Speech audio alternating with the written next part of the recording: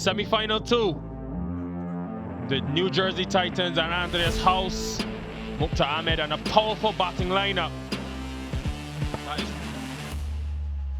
And what a day it was yesterday for them. Andreas Gauss got another half century. Mukta Ahmed was sensational.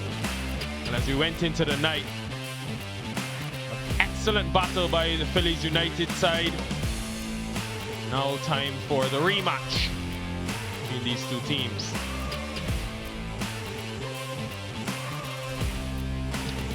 That's where we stand. Semi-final 1 saw the California Golden Eagles defeat the New York Cowboys. Now, a rematch of the group stage fixture, the New Jersey Titans up against the Phillies United team.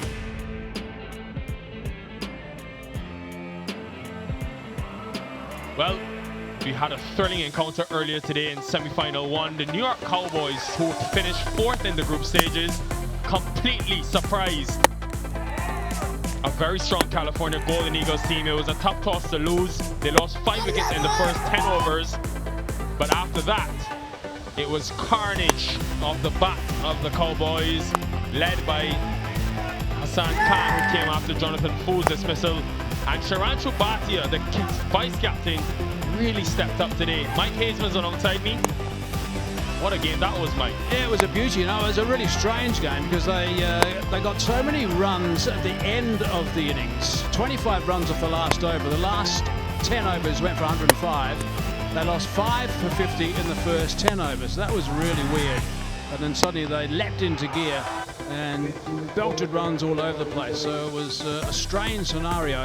And I thought the Eagles in California were pacing themselves beautifully. They were going on nicely there. They lost a couple of wickets. Scott teed off right at the top, and he was sent on his way. And still kept that run rate up until the Yorker got the captain. But then it was sort of still all right. You know, they were pacing themselves nicely, and they looked like at one stage they were just coasting. Then suddenly, wickets just started to happen. That was Reefer who came to the crease, and he played well. He picked up 3 for 16 when he was bowling, got 2 wickets in his first over, which certainly put the Cowboys on the back foot. And at this stage, it looked like they were going to do it quite easy. Runs were coming all over the place, a couple of big blows, lofty blows, but that one not enough. And then this happened. Reefer hit one straight up in the air trying to go on the leg side. And suddenly, things started to go a little bit pear-shaped. They were still reasonably on track at this stage. And again, another wicket. So it was, I think, pretty careless sort of stuff, actually, if you really want to think about it, from the California Golden Eagles. And unbelievably, the Cowboys got up. Amazing looking at that summary. Yeah, a team that many had not to qualify for the semi-finals. Remember, the Cowboys snuck in 4th position. And if that is not an upset, then I don't know what is. They stopped the California Golden Eagles, who had won 3 on the bounce coming into today's semi-final. It really was an exciting encounter. Who will they meet in tomorrow's final? Overcast conditions. Good to see that there's a wind factor though, which will just push those overcast clouds away.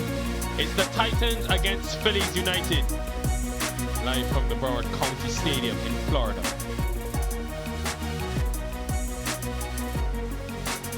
Let's go down to Mike Hazeman, who's got the 2 captains. We're all set for the toss for the second semi. I've got Rakeem Cornwall alongside me, I'm happy to say, for the Phillies side. Welcome back, Rakeem. Hamid Singh, of course, the captain of the Titans, and Danny Khan, the match referee, is also here. Righto, boys, who's got that coin? Hamid is called tails. Heads is the winner. Righto, what are you going to do, Rakeem? What's your thoughts? We're going to bat first. And what's the reason for that? I think semi-final runs on the board is always pressure. We just have to come out and have a good knock. Did you give any thought to the process that you're going to bat under lights as opposed to the opposition? Titans are going to be batting. You're going to be batting the day rather, and under lights the Titans they're going to be batting. Not really. I think the dew factor is not that big. It's early, so probably by 8 then the dew will come. But otherwise than that, I think we have a good team that we can defend what we put on the board. Okay. Anything concern you? Oh, not really. Just a little bit of niggle here and there, but you still have to get through it. And does that niggle concern you as well, as in your knee? Yeah, he's always there. You just have to be mind over matter and get over it. Okay, what about your team? We have 2 changes. Rizwan coming for Patel, and Chintan come in for Sunny. Okay, good luck. Thank you. Important game. Hamid, had you won the toss, what were you going to do? I was slightly confused, to be honest. This tournament has gone everywhere. You know, teams winning the toss have also won the match, and teams chasing has also. So I think last couple of days, the wicket has played a little better, and kind of batters have also figured it out.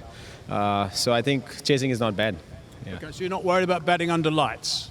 I think if it gets very dark, the sighting is better.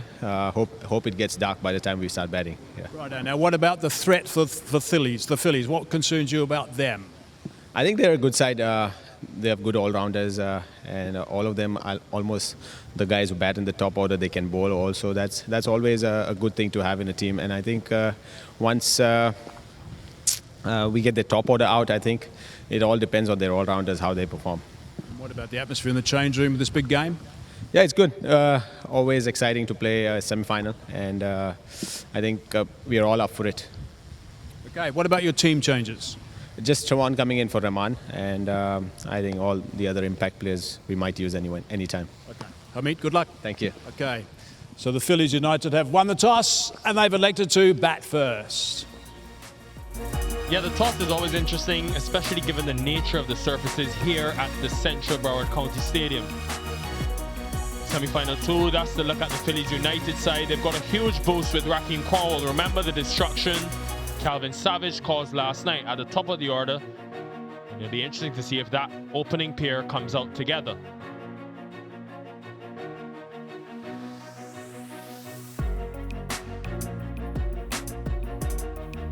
For the Titans side, I think for me, the strongest batting lineup, when you look at Andres House at the top of the order, Aaron Jones has got in the runs in the tournament, and Mukhtar Ahmed has a couple of 50s as well. He's supported him well. I think you've got the best bowling lineup against the best batting lineup. Should make for fascinating viewing. Earlier, we heard from that man, Calvin Savage. He was with Suhas Vedam. We've got Phillies United's very own Calvin Savage with us. Calvin, how are you feeling, first of all, after that blitzkrieg? 78 of just 36. No, it was a lot of good fun, and I was grateful to get the opportunity to go up the order. It doesn't happen too often for me, so I'm just glad I could show them what I could do, and I took my opportunity. So there, that's all that counts. It's a pity we didn't get the win last night, but we definitely learned a lot with regards to how we want to go about things with the ball, and hopefully I can just continue what I was doing with the bat. That would also be great. Batting with one of the quietest member ever to play cricket in Chicago first up, Saad. You were doing all the talking. What were you telling him? No, there's not a lot of chat between us. To be fair, we've batted a lot together since we've both moved. Yeah, we're both in Chicago a lot together, and Chicago Tigers together. So we've spent a lot of time batting together, so we kind of know each other really well. Like, there's barely any calling running between the wickets. The communication is all pretty much body language, it almost seems like. But no, it was a little bit of chat about just how the wicket's playing, and we kind of kept it pretty simple, and we both felt it was our day. So we just kind of said we're just going to keep going, and it just worked out. Calvin Savage, the bowler as well. You've developed a new, slower delivery, it seems. Yeah, it's a lot of slower balls. My groin is not good, so I can't really bowl properly. I'm kind of bowling when I shouldn't bowl because we need a bit of bowling out there. If it was, let's say, a full-on professional tournament of just full-out players, I would probably not be bowling. But on this type of wicket, you can get away with a few slow balls and that. But yeah, things aren't ideal with my leg. Otherwise, I wouldn't be bowling it as often. Can we say Calvin Savage the opener as well, or is it just a one-off thing? I would like to say it will be the opener, but I don't see it always happening. But yeah, I enjoy getting the opportunity. In the past, I've had the opportunity to do it, and it's gone well. Just haven't been given the opportunity here. It's definitely a lot better to bat in the power play. Now I know how the batter feels on the other side. Normally, I'm bowling to them and under so much pressure. But no, it's good fun batting up top. And finally, 200 was put on the board. Not enough. A big learning curve for your side. How do you look at today's game? Yeah, I think the conditions will be slightly different. I know we're on the same wicket, but batting at night and during the day out here, we've seen the scores being contrastly different, but I do still think it's a pretty good wicket. I think you need to use the wicket a lot more. I think we're way too full far too often. We need to be a lot straighter and more back of a length and take advantage of the wickets. Great to hear from Savage. Great to see there's viewers coming in all methods of transport. Now that's one side of the spectrum. Let's hear from the New Jersey Titans camp with Roshni. I'm joined here with Aaron Jones from the New Jersey Titans, ever so cool and calm. What's the mantra to this coolness that you have? I don't know. I think it's just me as a person. I just like to be chill and relax. Now, you guys have had an up and down tournament, and especially coming in from that loss yesterday, what was the discussion with the captain and the coach and the message for you guys? Not much, to be honest. I think we definitely know that we have a good team, and obviously yesterday was a game where I don't want to say it no matter if we win or lose, but we were already in the playoffs, so we're not too hard on ourselves, to be honest with you. And there's one man on the team who's been leading with the runs, Andreas Gauss. He's been leading with the runs in the tournament. Some words on him. Yes, definitely a very good player. We're grateful to have him in our team, and he's a guy that always gets off to a really good start, and we all know how important it is to get some quick runs in the first 6 overs here on this field, so we're very grateful to have him on our team for sure. Now, with the T20 World Cup coming up, do you feel that USPL has helped prepared, especially you, considering this is one of the venues that's going to be used in the T20 World Cup? Yeah, definitely. It's always important to play, before the World Cup come up on these sort of grounds, to be honest with you. Unfortunately, we can't get to play on the New York one, but playing here and playing in Dallas is always a good time for sure, and great facilities for sure. And the last time you guys played the Phillies United, you had a great knockout there. Are we going to see something special out here today? Well, hopefully. I would definitely like to contribute as much as possible to my team again today for sure. Hopefully I get over the landmark as well, and we definitely come out on top. Well, we hope to see that. Thank you so much, and all the best. Thank you. Thank you, Aaron. Thank you to the birthday girl as well. It's Roshni's birthday today. We wish her a happy birthday, and that's a beautiful present for her. An excellent surface produced by head curator Milton. Special for Roshni, and she'll be hoping for some excellent cricket as well. Now, Mike Haithman's returned from his sojourn out in the middle. Mike, you've reached back here in a flash. Yeah, I wanted to check out on the weather, and I got the latest temperature. It's going to be a little bit lower than that. It didn't actually reach 28, which is quite interesting because it just cool breeze came through and the clouds got a little bit heavy. And the humidity has also just dropped a little bit right now. There's a bit of a breeze, it's around about that, but what we haven't added there is a chance of a shower. Now, just a chance. So we had a bit of a sprinkle actually while the toss was going on, so let's hope that's it, and we're going to be good for the rest of this. There is Harmeet Singh having a chat to his teammates. Andres Gauss with his back to us. He's clearly going to be a seriously important player involved in this one. But, they look pretty pumped up, those boys.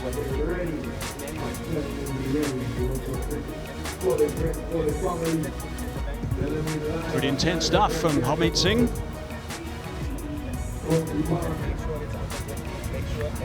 Single bowler coming under 20 will Nice. score as less runs as possible. Okay, let's go. Yeah, making sure those boys are on the button straight away and applying as much as pressure as possible. They've got to make sure they get their lines right and, of course, get the lengths right. That's important. The one thing that they were a little bit worried about was the lengths when they were bowling before, and they want to correct that. And good news for cricket fans, those who like to see the ball thumped around the place, is that Rakeem Cornwall is fit and playing. He wasn't feeling great yesterday, apparently. I did ask him about his knee. He said it's going to be fine. He'll have to just grit and get through it. But with Savage, who opened the batting yesterday with that Blitz, they now have suddenly found someone else who can match that sort of strike rate. 192 from Rakeem throughout this series. Savage was brilliant yesterday. 217 was his strike rate actually in that innings of 78, 36 balls, 7 4, 6 sixes. And along with Saad Ali, put on a stand of 121 and 57 deliveries, and they still lost extraordinarily. 99 runs in total, so he hasn't got too many up until then. But he is at their other end. It may not be any running at all between these two. Who needs running when you can hit sixes? Savage hit 6 of them yesterday. Cornwall can hit 1,000,000 on his day. But the key thing is, it's not going to be easy. Sarbdat Travalkar has picked up 2 wickets in every game. And he's been excellent with ball. And it will be swinging because there's some overcast conditions which have just developed. So it's almost like The toss worked out for both teams. Will be a challenge for Cornwall early. But Titans against United, I think the two strongest teams in the tournament, battling for a place in the final. Well, I think your comment a couple of minutes ago was right. The strongest bowling lineup against the strongest batting lineup. And that's how things look at the moment with the Phillies and the most powerful, impactful batting lineup. And clearly with these two guys opening the batting now after winning the toss and wanting to bat first, it could be exactly that. Broward County Stadium in Florida, semi number 2.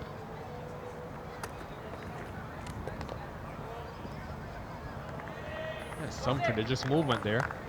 Travalco will get the ball to swing. There's also a pretty heavy wind coming from the eastern side of the ground because of the inclement conditions around. So that's something for Cornwall to think about, even though I don't think it quite matters when he actually connects with the ball. It's just died down for a minute there, right on cue.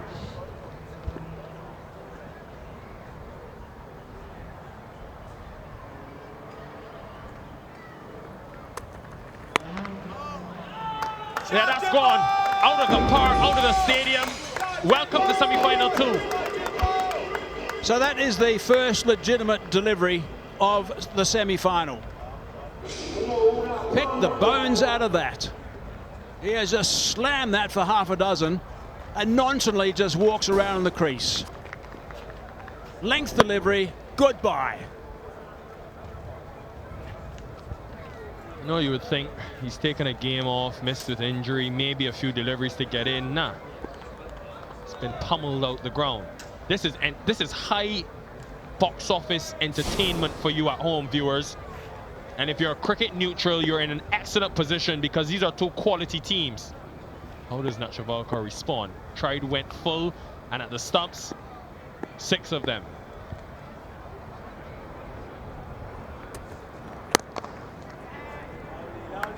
Aerial, but extra cover was on the edge of the circle. They will get through for the single. Now time for Savage. I wonder how Savage is going to go about this now. So he just watched that first ball be pumped a long, long way. Now Savage was extremely strong with pull shots. Anything slightly short, he just pounced all over. Anything over pitched, he also just drove in the air also. With a high percentage of boundaries that he did score. In that 78, there were 13 boundaries, 4s and 6s. He'll be looking to continue where he left off. That'll be the plan anyway.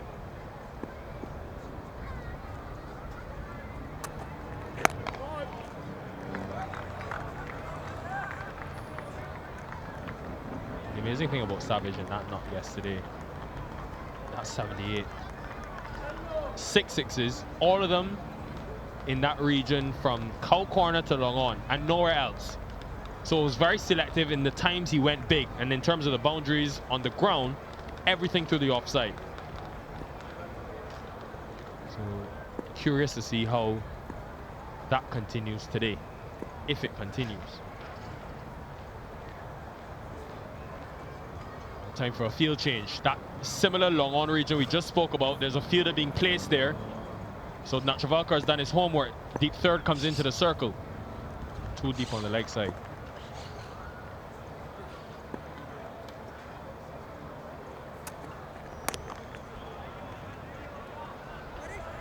Oh, they thought about the single, didn't run in the end.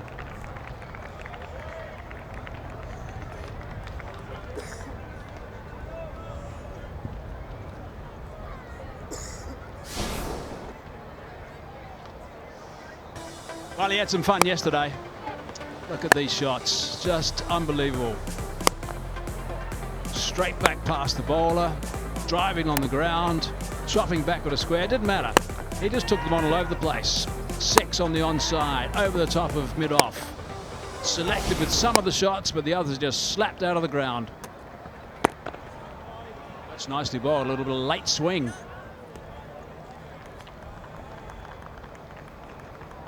There are definitely some overcast conditions above. We always see the ball doing a bit more when conditions can be like this.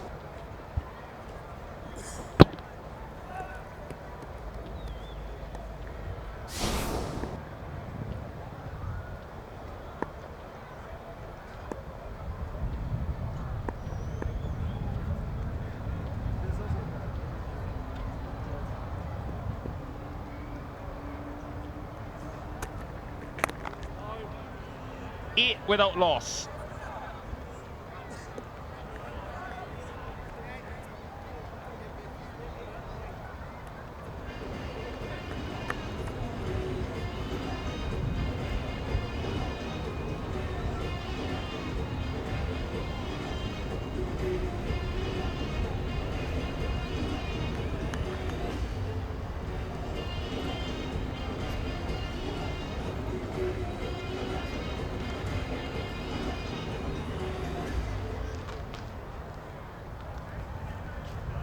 Cream didn't play yesterday. Robati was captain then. Dominic Ricci missed out. Saad Ali didn't.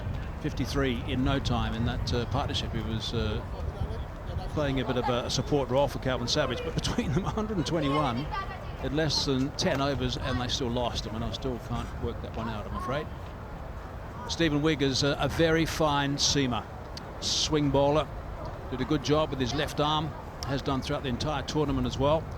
So he'll be key a little bit later on. Here's another left armer.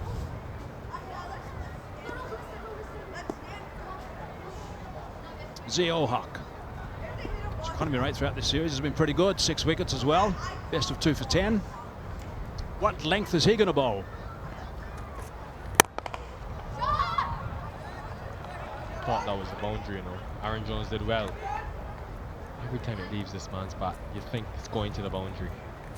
Problem he's got is I'm talking about Zio Hawk, is the lengths that they bowl. If they bowl the half volley, that's likely just to come screaming through the covers or straight back past the bowler. Or maybe get underneath it if it's a little bit shorter and hit it over the top of that inner ring for 6 or 4. Anything they opt to go short of a length, he's just got this amazing shot that is whips off his thigh pad. That before, exquisite from Cornwall.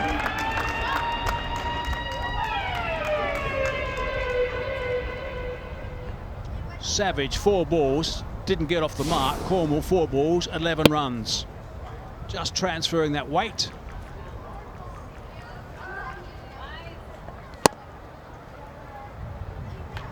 Front foot drive for 4. So give us a nice indication. There we go, leaning into it.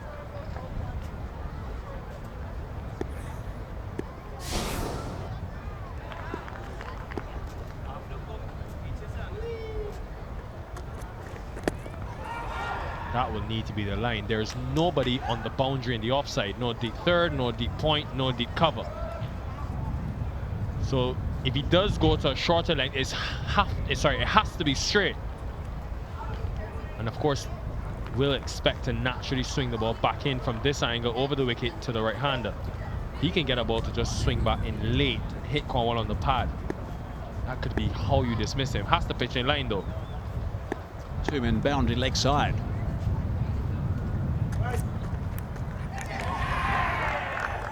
They've got him. The crucial wicket. May have just bluffed him with the field. Nonetheless, though, it's a huge wicket. And first for the Titans. Yeah, just a tickle through to that keeper, House. And Rakeem walked straight away. Didn't stick around, didn't wait, I don't think, for the umpire to stick his finger up. There we go, just a little tickle, and off he went. As soon as he saw it pouch into the gloves. And he was elated, as you can imagine. So that's a big blow for the Phillies United, with the captain going for 11 only, 12 for 1.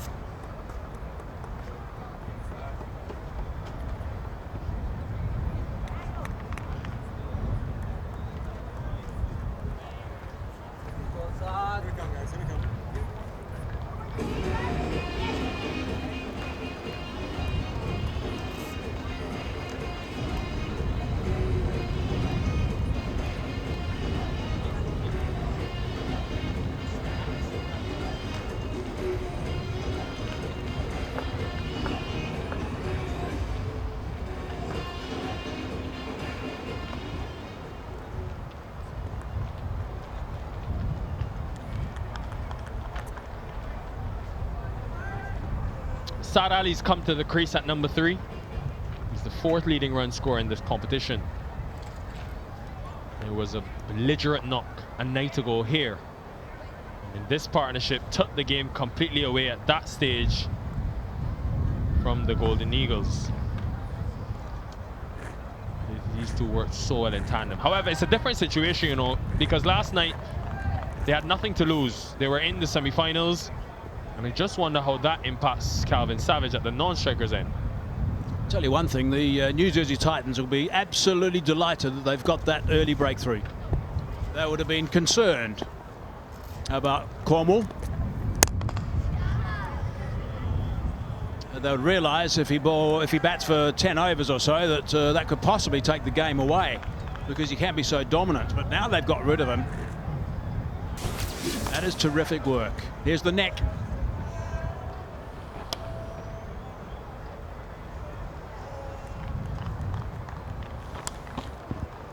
Just got some extra bounce there.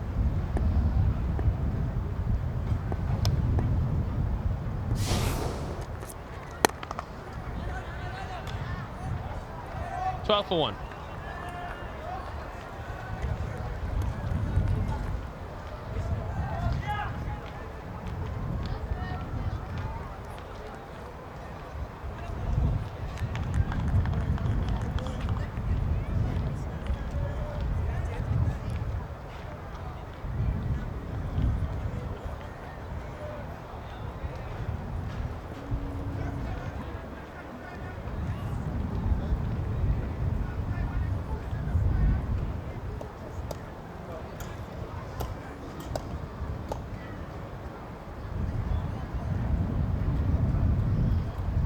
We're 2 overs in to this semi-final 2. The Phillies United side have got their captain back in Cornwall, but he's been dismissed.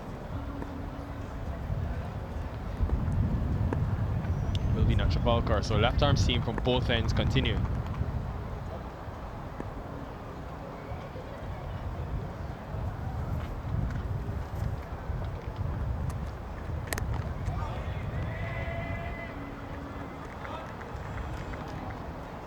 Savage finally off the mark. I wonder though, Mike, just carry on that conversation. I think Saad Ali has always been expressive whenever he's come to the crease, whether it's in the power play, whether it's outside of it, and he's so good at finding gaps as well, even with 5 fielders out.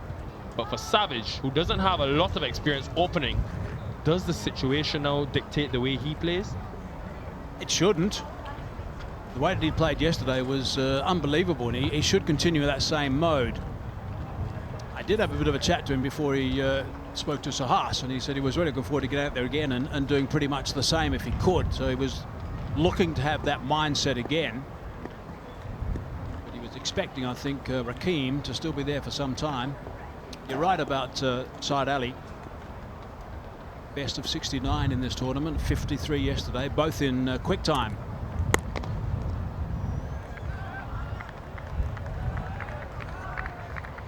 These two need to understand as well that characteristically in this tournament, it's been much easier to score against the harder ball in the power play. When Harmeet Singh and Mohsin get a softer ball in the middle overs, you think it could get quite difficult. So you really need to maximize. I think that's why Savage played like he did. The way that he took on the bowling right from the start. I think a couple of shots he played were superb, and he got going very quickly indeed. And then he decided he was going to keep going because he really played crisply at the top and continued in that vein throughout his entire innings.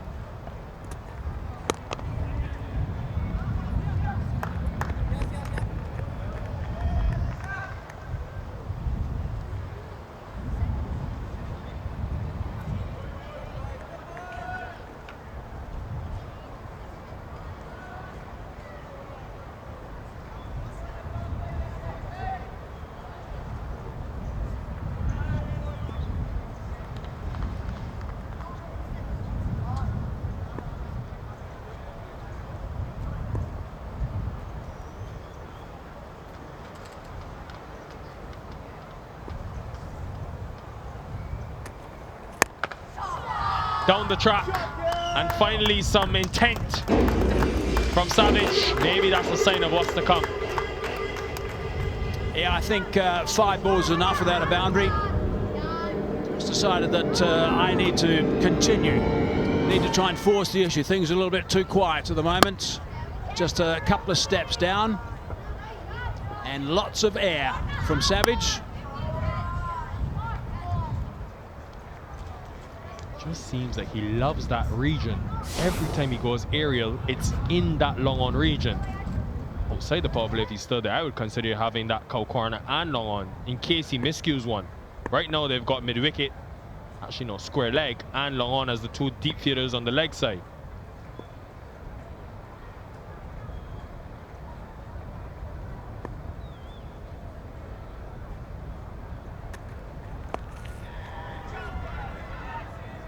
Man under it, and he holds on spectacularly well. Mohamed Mohsin, that is not an easy catch, but it's a huge wicket.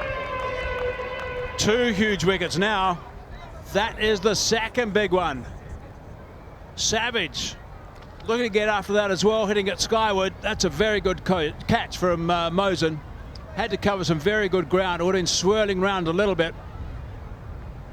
Savage starts that trek back. Looking to just whip it on that onside. Perhaps a little bit more bounce. Tried to get it fine, I think, as well. Good catch, covered good ground. Had to watch it over his shoulder pretty much. That's a fine grab. Nicely done. Savage just goes for a few. 7, 20 for 2.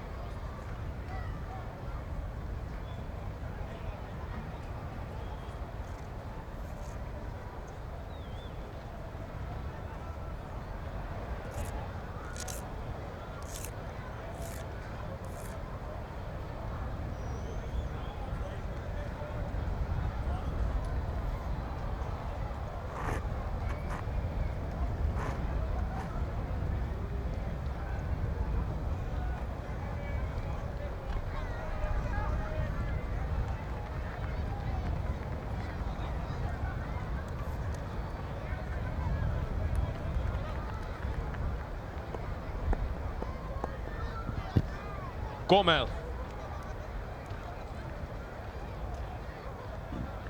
Javalka, what an over and what a wicket to get. End of 3. They're on top here, the Titans. 20 for 2.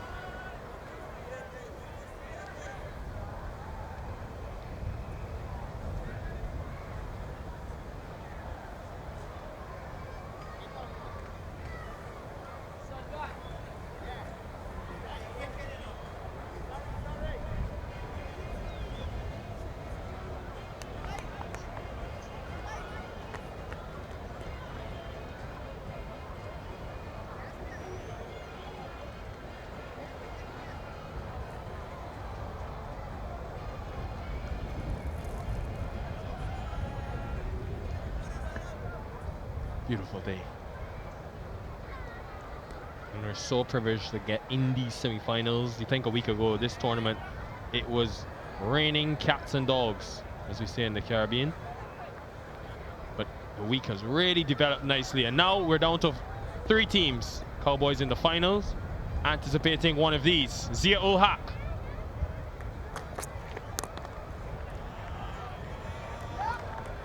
So 2 batsmen brand new at the crease have somehow got to try and get themselves out of this hole. A couple of wickets going down right at the top. These guys are going to make sure that the Phillies can get things back on track. Savage hitting that one high. Ground, really good ground. Nice sprinting from from Mohsin, and sometimes when you sprinting like that, your eyes are bobbing around all over the place, so you're looking up at the sky the whole time. It's hard to judge as well, and he took it very comfortably. Fine grab. Javalka was delighted, of course, to see the end of Savage.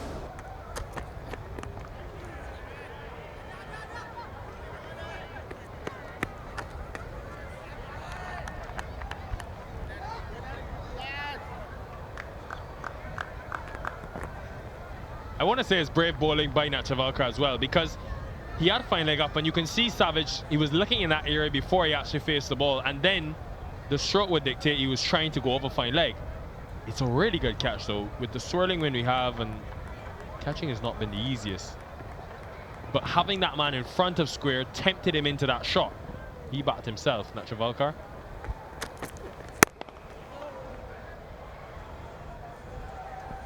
They're buzzing the field too. The New Jersey Titans, they are chatting along, they're encouraging each other. They've got a real good atmosphere going at the moment.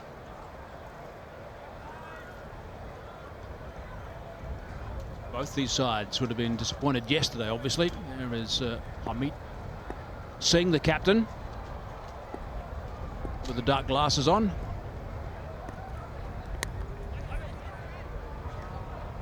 Just past the fielder. And that will bring relief for Saad Ali. Zero Huck might be just a little bit annoyed that that wasn't stopped, actually. Yes, he just finished an over, but it wasn't that far away. A little bit slow getting down, I think. Just running it off the face of the bat.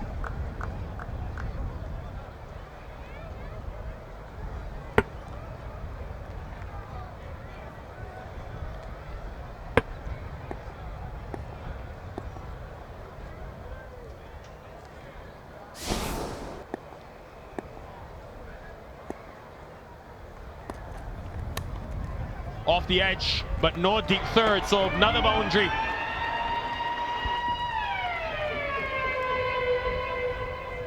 One to the left of the man at short third man. And one to the right, the very next delivery. But the second one went away very quickly indeed. Was looking to chop it just backward a square on that offside.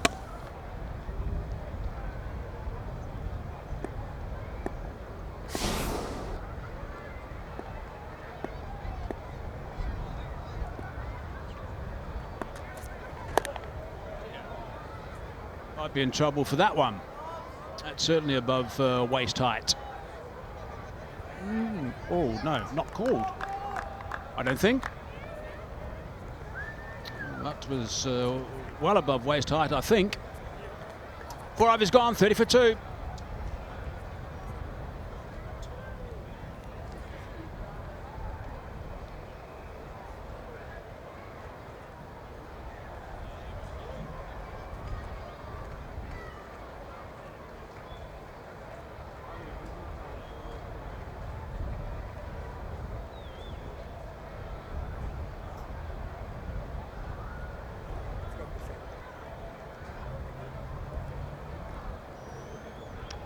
And Mike Hazeman, put on your umpiring cap. You've got many caps. Put on your umpiring one and tell me the decision here. Imagine the batsman's wearing a belt, standing upright in the crease. Is it above the belt? Yes. That's a no ball. It's above the belt. He couldn't be, he's actually on his toes, actually.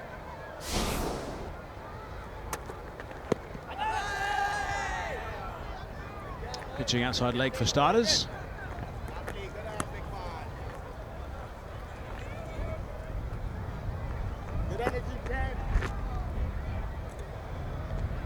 Yeah, and think back to the last time these two teams met.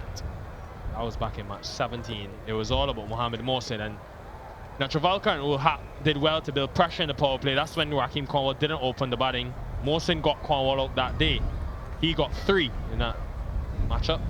He's going to be really important, you think, on this surface, but also with the amount of right-handers they have. That's why Saad Ali's presence is so important.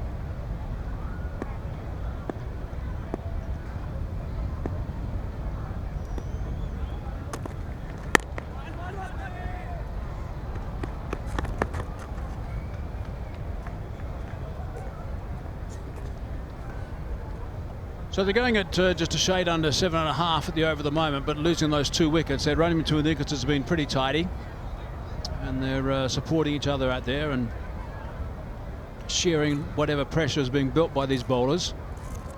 Of course, there were a couple of boundaries from Raheem Cornwall right at the top when he was out there, 1-6 and 1-4. That wind is getting stronger. You can probably pick it up through the stump mics now, so that makes it a little bit more difficult in delivery for the bowlers. Blow them off course, perhaps. Nicely bowled again. Oh, quick single. Good running. Very good running. No release, no throw in the end because he realised he was home. There's a look at the most runs so far in the USPL 2023. Andries Gauss. 6 matches, 289 runs at a strike rate of 203. Saif Badar, 229, just behind him. Saad Ali, 190. In action at the moment. Gajalan Singh, 193 as well. And Jamar Hamilton, who's back sunning on the beach in Anguilla with 172. Almost chopped on. Yeah, and the reason I say Saad Ali is really important because you think back last night, in that 50, and obviously Savage was the main destroyer, but he against spin, strike rate was 140, and for me that's the key because they've got some quality spinners, the Titans. Just listen to the sound against that hard new ball early against the seam, and then when the spin came on, he was able to find the boundary with regularity.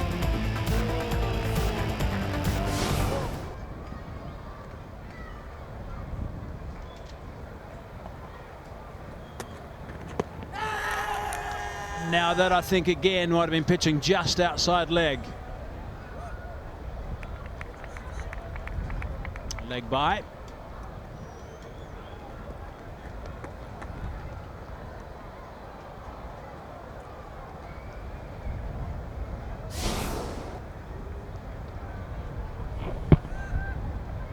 Just outside. Travaka thought he was in the game. Pleased to see the drone has come back to the cricket ground because I was worried with the wind it might just disappear to Fort Lauderdale. There it is in the background. Not the drone, but Fort Lauderdale.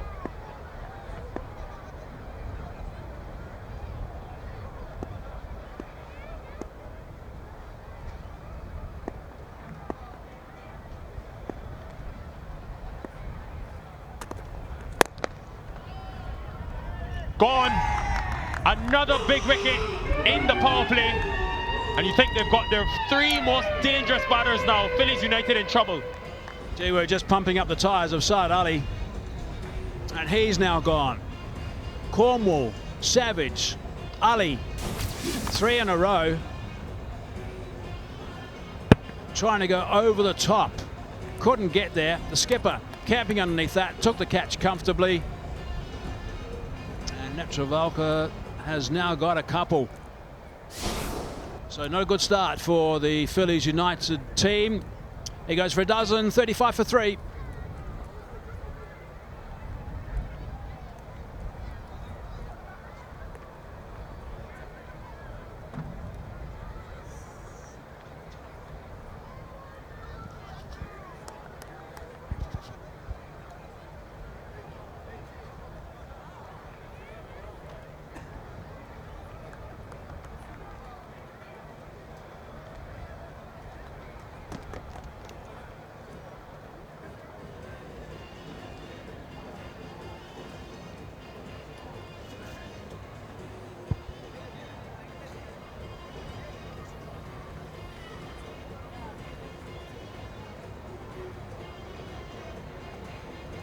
Promotion up the order for young Kwame Patan Jr., the young under-21 candidate for the Phillies United team.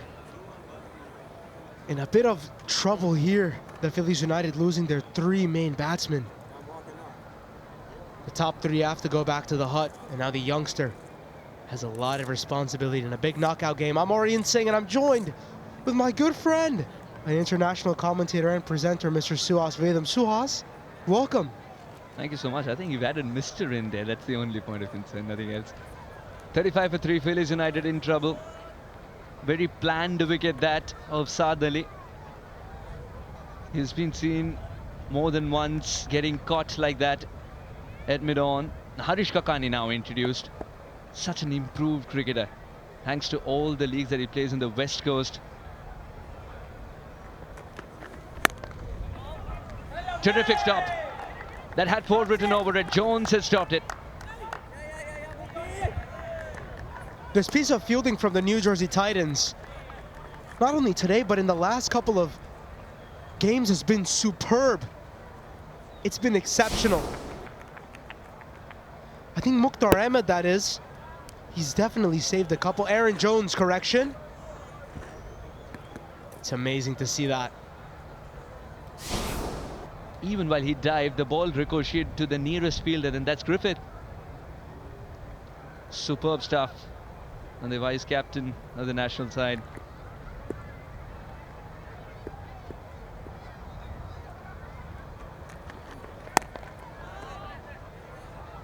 Now he wants to push the length up. Kwame, he's got promotion, as you said. 3 wickets down inside the power play. Sending in an attacking batter. They want to be attacking from the word go, Phillies United. Yeah, Kwame's an exceptional talent. Remember the first time I saw him in the senior level circuit, smashed a 80 not out.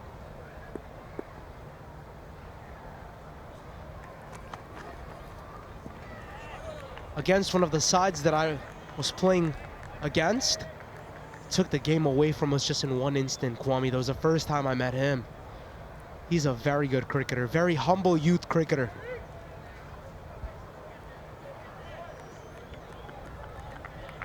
He's a very quick learner as well.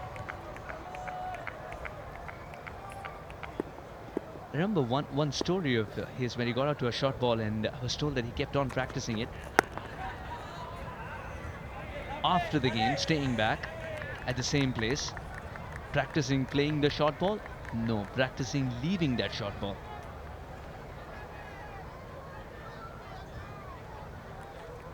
It's been a very good power play as well for the New Jersey Titans. Kwame Patan has played 3 dots, but I know someone like him isn't really worried about that. He'll have to just stick to his natural game.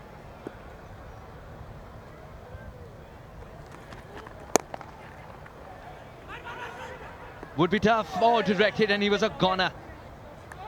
Kwame completes the single, starts to tick, but very, very risky indeed. What a good over this from Kakani. 2 runs of it now eventually. For some reason, he decides to make a leap. I believe I can fly. I believe I can touch the sky. Don't disturb the sky right now. Oh, that is well done. Arakshit getting into a good position and destroying Kakani's over suddenly. A good over turns into 6. 41 for 3 after power play.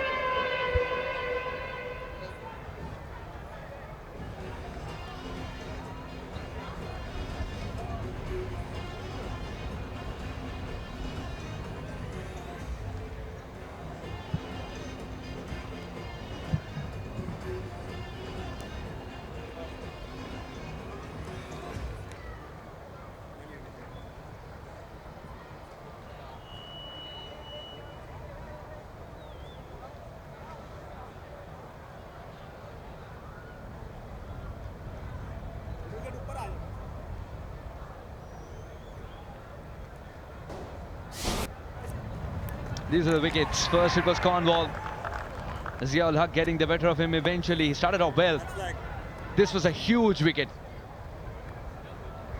Look from where he started, Mohsin. Never took the eyes off the ball. And once Savage was back, Saad looked threatening, but only until Harmeet got him. 3 quick wickets inside the power play, and Saurabh Netravalkar gets his 4th. He's generated 2 for 20 already. Captain says bowl the 4th one.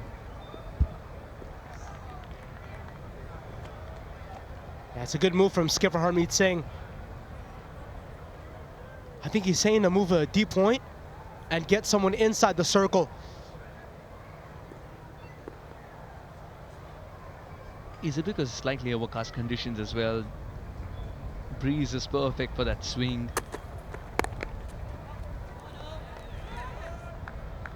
That was struck well by Kwame.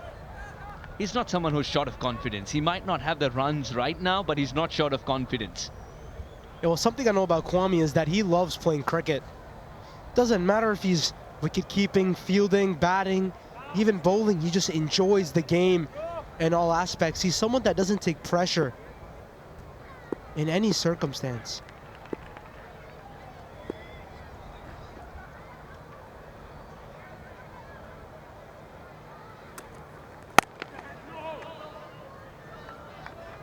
Can't get a run there. Oh, this is good bowling.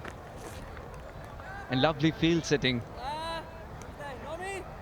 The most wickets in the tournament, USPL Season 2. It's with the man who's running in, Saurabh Netravalkar. 6 matches, 12 wickets. He's giving you 2 wickets every match. Economy of 8.9, slightly the higher range. But given that he's bowling so much in power play, he's granting those early wickets and of important batters. Even today, it was Calvin and Saad, 2 Chicago-grown fantastic cricketers. That's once they moved to the US. And they were the ones who looked very threatening yesterday. And today, hence they were the big fish to be taken out of the equation. First it was Savage. That was a wonderful catch by Mohsin. And then Saad getting it slightly higher on the bat. And Harmeet taking it comfortably in the end. And there was an I told you so moment too. Can Netravalkar vindicate the decision to bowl the 4th as well? Yeah, I think skipper Harmeet Singh has come with a very good plan today.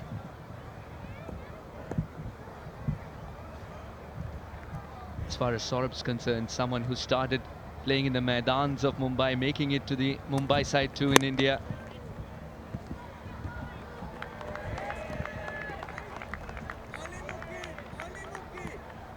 And then understanding that dreams lay here in the US, believing in the culture that US can bring when it comes to cricket as well, believing in growth of cricket in this country, eventually making it to the national side, then going on to captain it.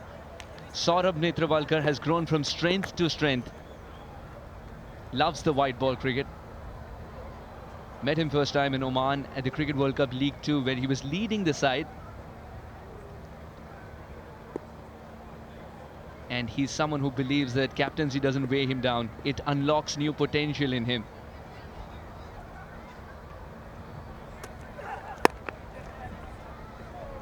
Could have been a stop, but the second line of defense will ensure it's only a single.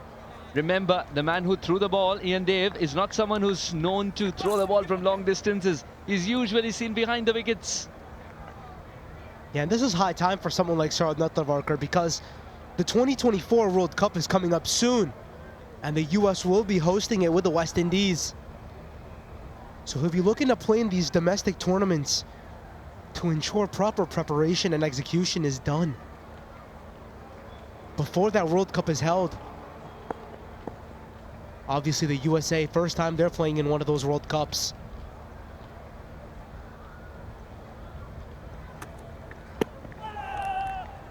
Wanted to go for the appeal, withdrew on his own, but still a tidy over, just 4 of it. Threat called Saurabh neutralized, 44 for 3.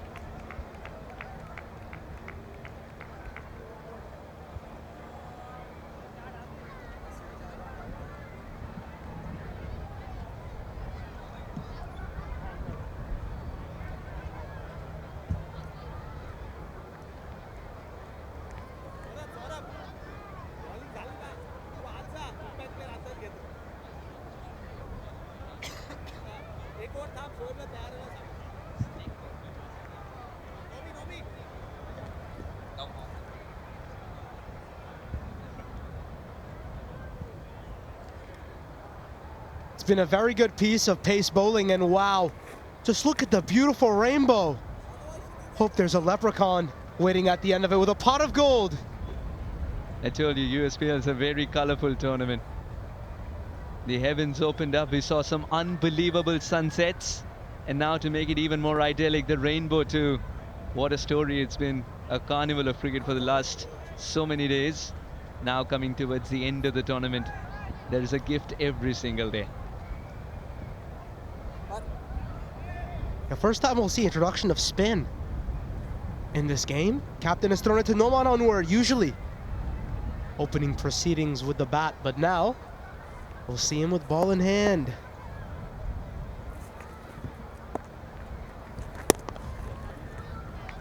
This could be an interesting ploy.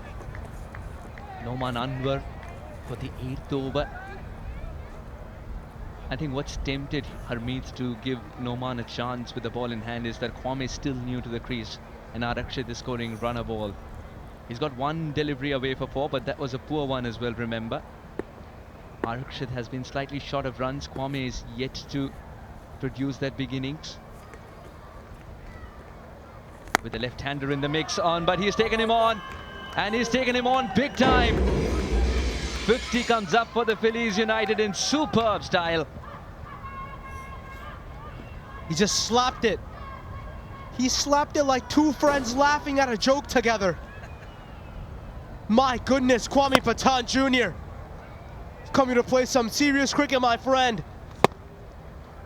And bang. It's a beautiful sound off that bat. Bit too up there from Noman Anwar.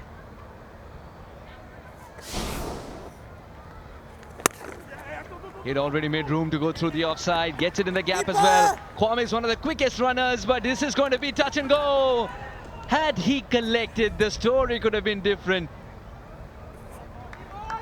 But Kwame makes it. So does Arakshit. Arakshit had to hurry, really. Yeah, Kwame knew the minute that I left his bat that it was 2. I heard it from the stump mic. The minute I hit it there, bang, he said 2, 2, 2. And Mukhtar Ahmed coming in with the throw. A proper collection. Seemed to be the throw was good, but a proper collection had him. Would have had him. Noman Anwar had he collected that properly, would have left Arakshit Gomil in some trouble. And I think they're rechecking the ball now.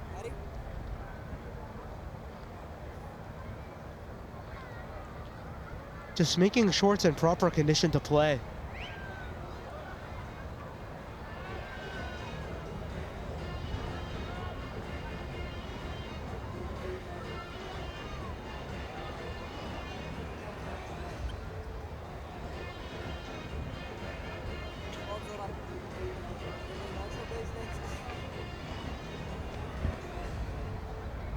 Looks like there's going to be a change in leather.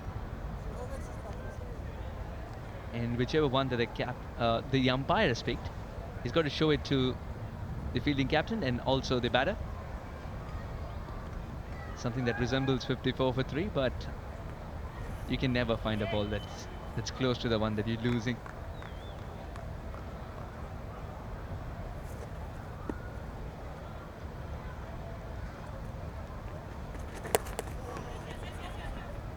Poor delivery this time. The idea was to angle it in, probably make him play on. Now I thought that was going to result in runs. A lot of runs. You could see the nervous New Jersey Titans owners there. And we see the owners of the now finalists, the first finalists, the New York Cowboys. Ravi Tempeli, Suresh in New Jersey Titan colors. The Cowboys have stayed back to find out who's going to join them in the final. And who's it going to be? What do you think? Well, we'll have to see. I just want to see an exciting game of cricket here, Suhas. Well left. Not the batter, but my co-commentator. Trying to be cheeky there. We'll get a single eventually. 8 gone, 57 for 3.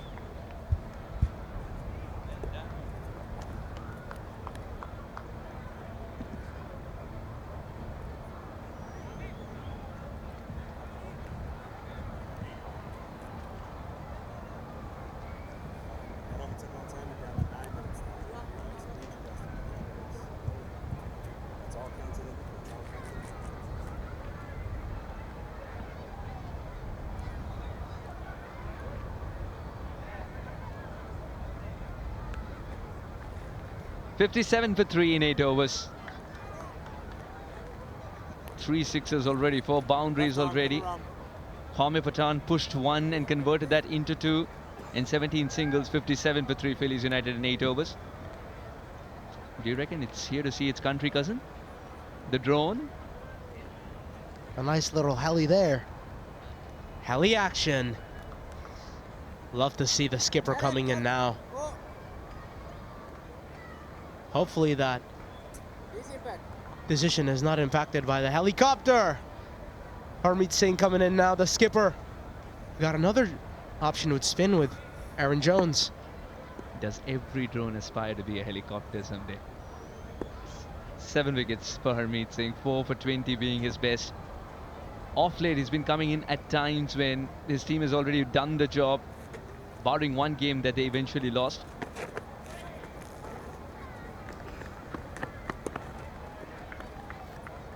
Yeah, Harmeet Singh is going to be the game changer here. As I've said multiple times when he's come into bowl, he's an X factor because he doesn't give much loop when he's bowling his left arm orthodox. It's more of just darting it in. Doesn't give much time to the batsman to think, do I commit up, do I go back? What type of a stroke do I play? Excellent assessment. And he has that sudden slow one as well that tangles the batter. This time he read the pace and he's got the elevation as well.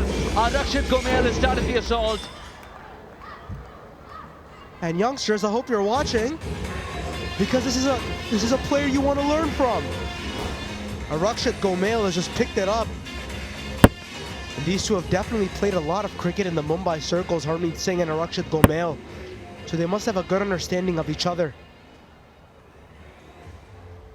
Might be the benefit for Phillies United. They need to get something going. It's just been all about the NJ Titans. Yeah, rightly called. Two men who know each other really well. Made the switch to USA at different times though. But they've played a lot of cricket with and against each other. Rakshit Gomail, renowned as one of the most flamboyant batters that Mumbai has ever produced, Rakshit Gomail, along with Surya Kumar Yadav.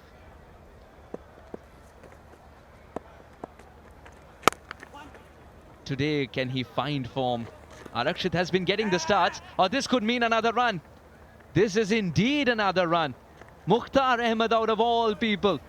Butterfingers. Yeah, I really thought that the 2 was on. Rakshit Gomail immediately called for 2. It's been very good running between the wickets from this Phillies United side.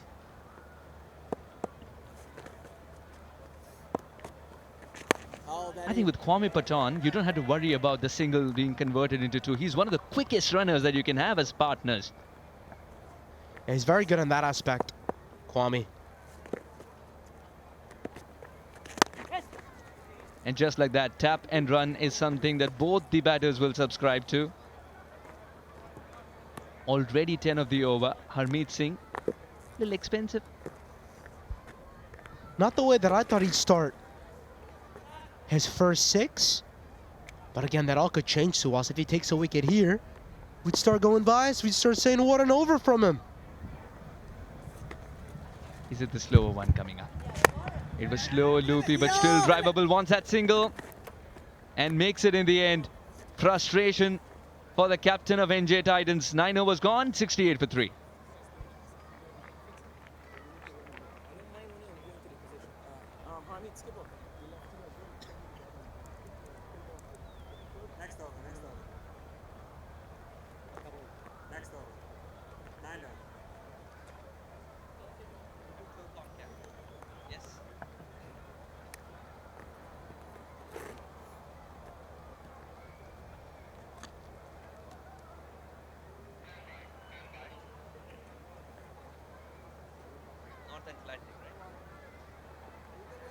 Family is enjoying all the lovely cricket here at Lauderhill, Florida. Year 2 of the United States Premier League. And we're here for the second semifinal. It's been an amazing couple of games. The impact player has been brought in. Saib. And he almost created the impact there. Almost chopping it onto the stumps there, Kwame.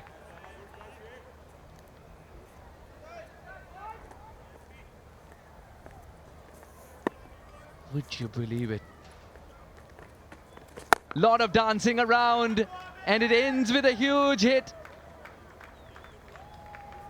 Kwame Pathan, you can't take the eyes off him. What a cricketer. You're so good at cricket, Kwame Pathan Jr. You are so good at cricket. The way that he just keeps his head intact. He's moved around so much, he's kept his head intact. And just a full extension of the arms. And he's Goes again. Goes again. This should be taken. Kakani doesn't miss it.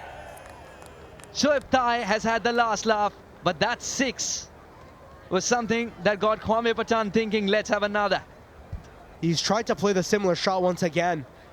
And a little bit of impatience from Kwame Patan Jr. You just hit a boundary. Rock it around, get off the strike. And he just picked out the man out of the deep. Kankani, that is Harish Kankani.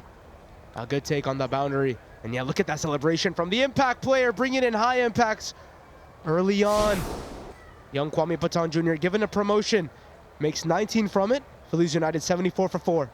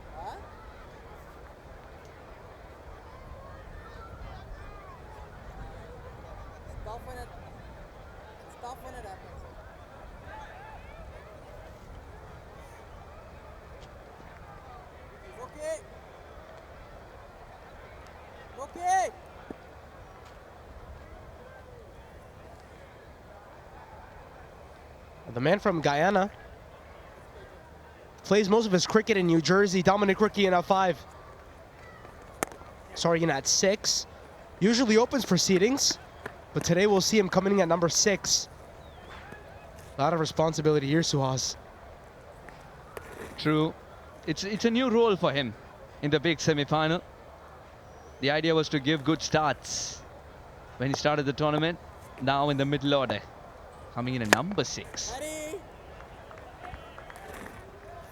And is accustomed to playing on these turf wickets. Hails from Guyana, has played all around. He's played Guyana under 17 or 19.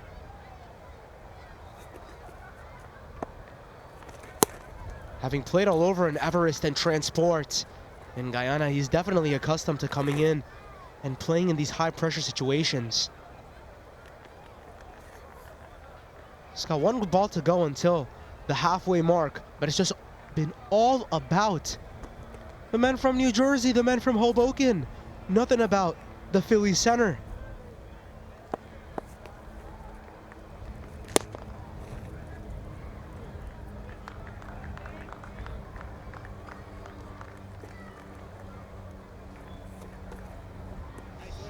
And the men from Philly will have to hope for some Philly cheesesteak during this drinks break. 77 for 4 after 10 at the halfway mark.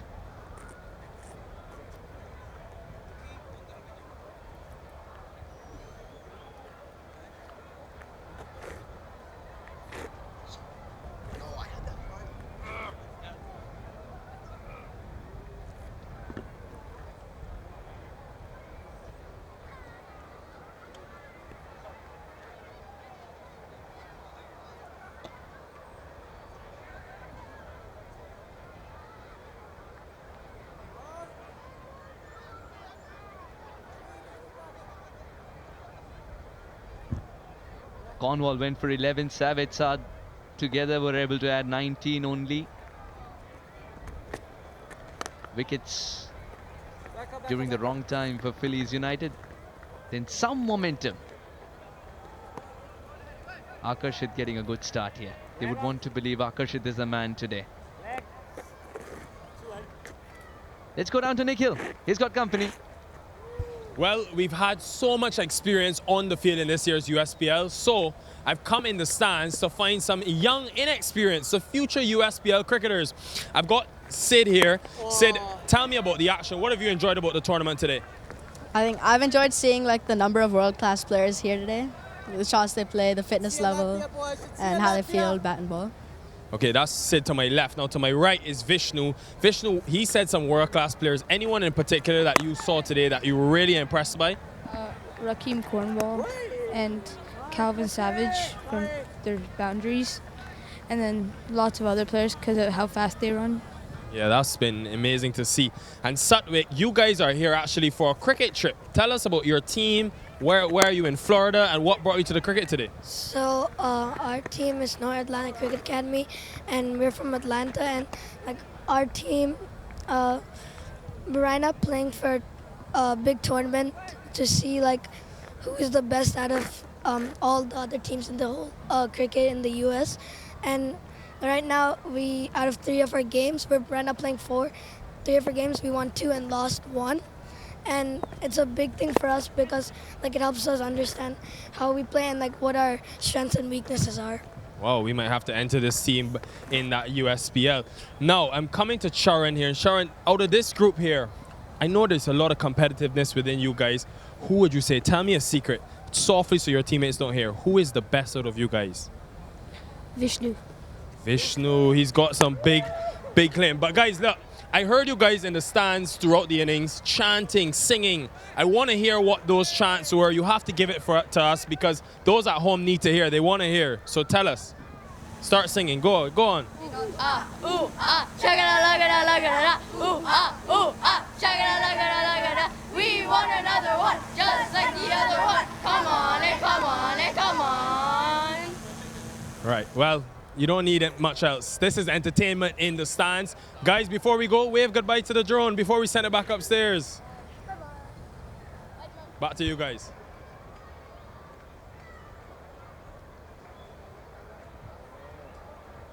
Oh, that chant. That chant is enough to motivate both Phillies United and the New Jersey Titans. It's always great fun to talk to youngsters. I've got a young man alongside me. Welcome, Mikey. Sahas, thank you. Bowled him. Middle stump knocked out of the ground. Mosen's got a wicket. First ball he bowls and he picks up a stick. Middle stump goes, leg stump goes as well. Scattered the timber. And a wicket just at the right time. 11.1 looked like 3 sticks. And there were once upon a time 3 sticks there. Decimating the stumps. What a delivery. I think he chose the wrong shot there. Was it that shot to go for a cross-batted stroke? Didn't bounce as much as he wanted to. Not in total control. Dominic Ricky walks, 81 for 5.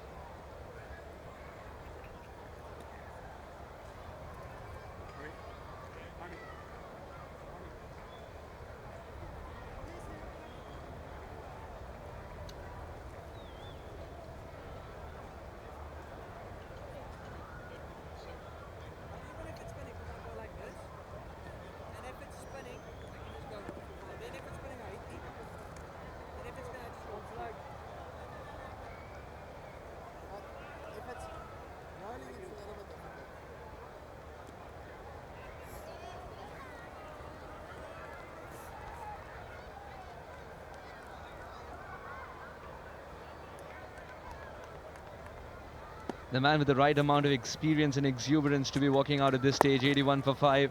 Adil Bhatti, he can open the batting as well. Today he finds himself in the middle order once again for Phillies United. Very experienced against the players that he's right now facing. He scored runs before. But not this time! Mohsin destroying the stumps. And once again, this over reads, wow. Well, there was pretty clever bowling, actually. The first wicket was a bit of a roller, and it just went straight through and knocked the stumps out. The second ball he bowled, which was the first, Bharti, was a quicker delivery, which popped up a little bit. The third one was a roller. Looking to tuck that around the corner, but he's now scattered the willow behind the batsman again. And the celebration begins. So his numbers are pretty impressive. 2 wickets for no runs, Moser, at this stage. Bharti goes for naught, 81 for 6.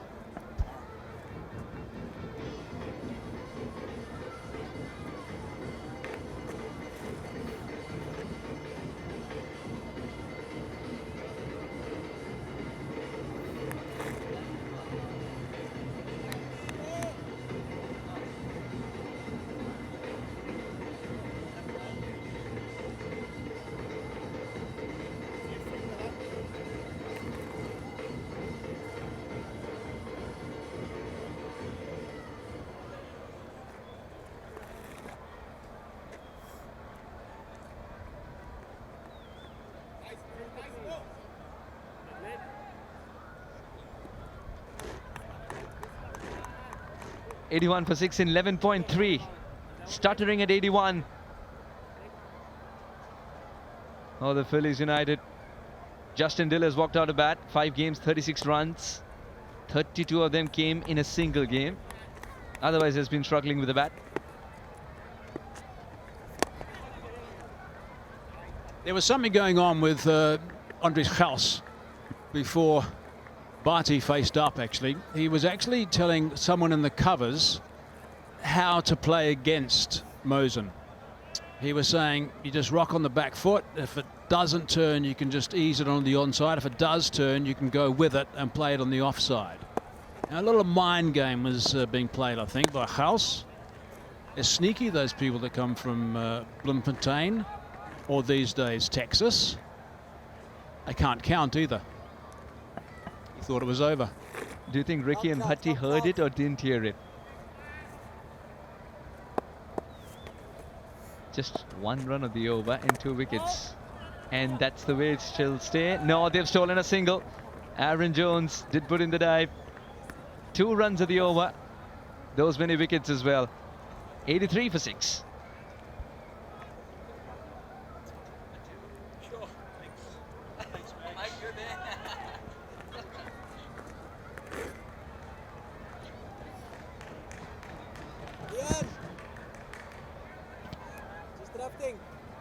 Yeah.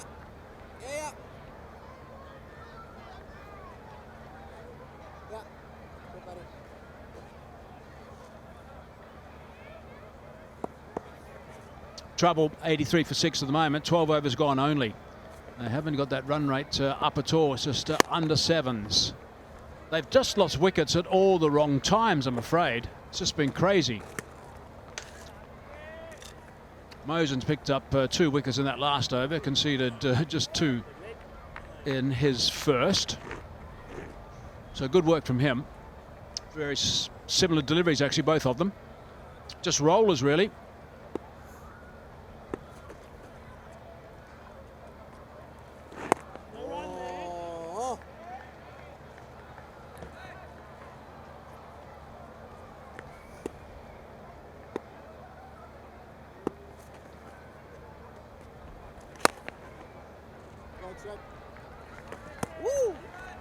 To have a look at the first of the 2.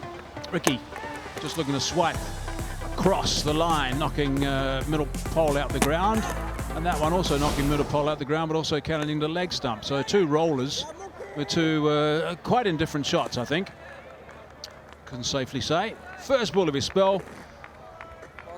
And then I think it was the second last ball of his over. Meter's just trundling the other end.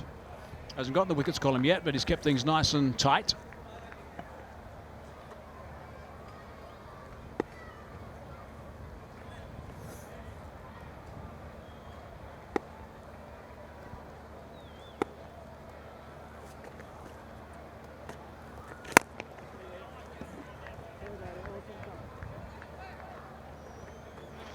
Tidy over, really, really tidy over again from Hamid. Couple off it, 85 for 6.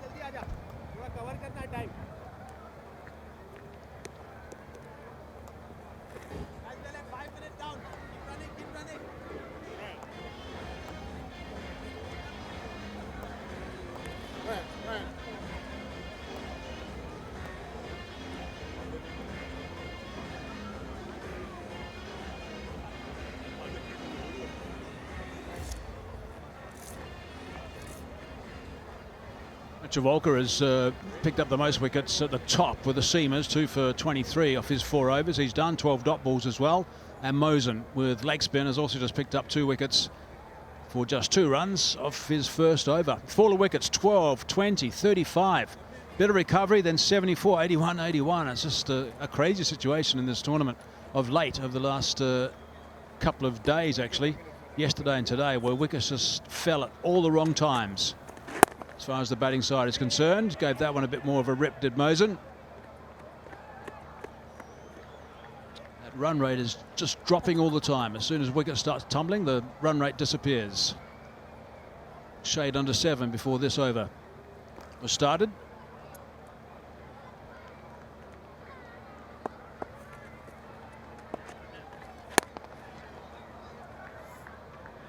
Long off into play.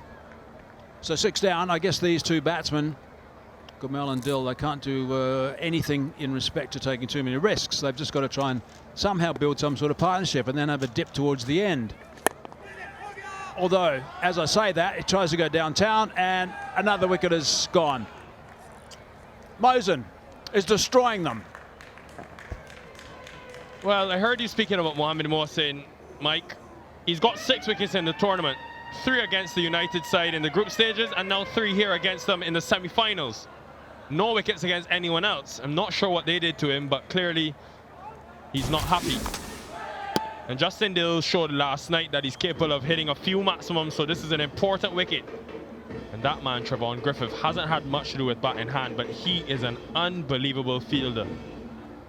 And Mohsin looks to the heavens. He is some spinner. 3 for him on the day, and just 3 for Dill. 87 for 7.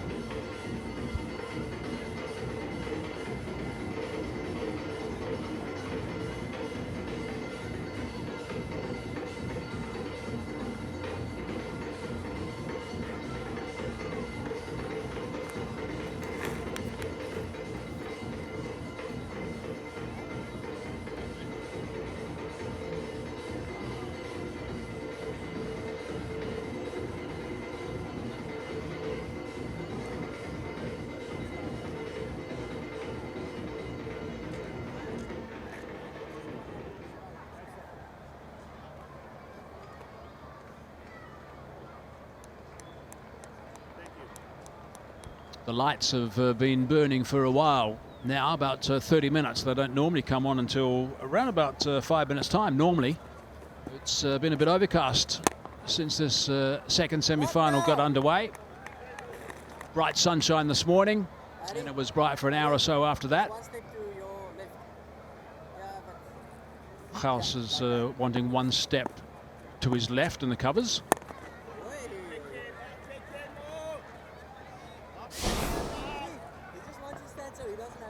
Yeah, again, well flighted. This time the leg break. We've seen a quick googly from Mohsin at times, but well taken. Last ball was a googly also. It's the standard leggy. A little bit of bat involved. End of the over. Successful again. 87 for 7.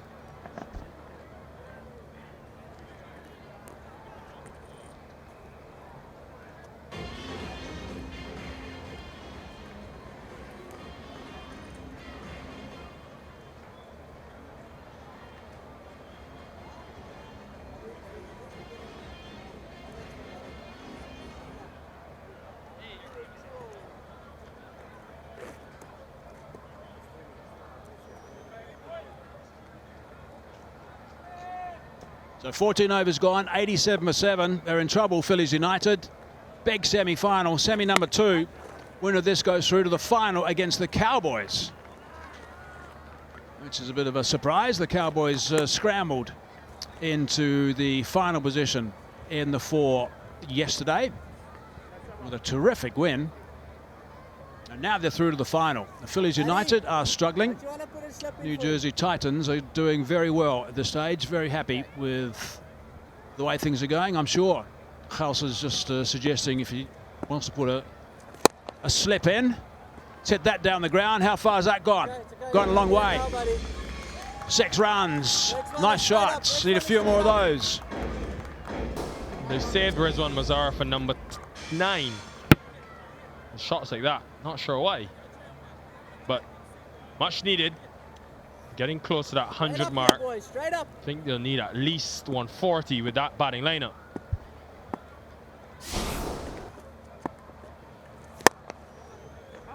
It's fairly flat. Brings that long off into position. Well, Titans got rid of the big guns for Phillies United pretty quickly. Savage and also Akeem Cornwall. All I guess the Phillies need to do is get rid of Gels.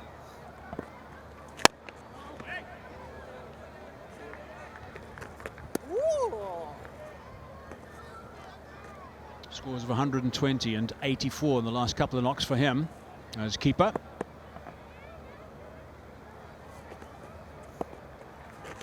Flighted and slammed through the covers. That's a very good shot indeed. Nicely played by Gamal.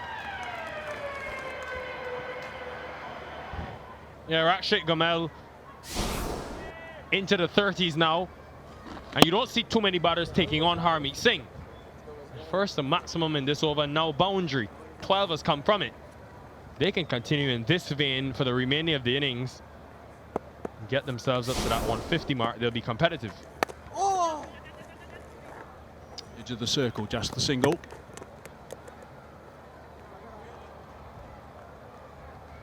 And 15 gone, 100 for 7 now.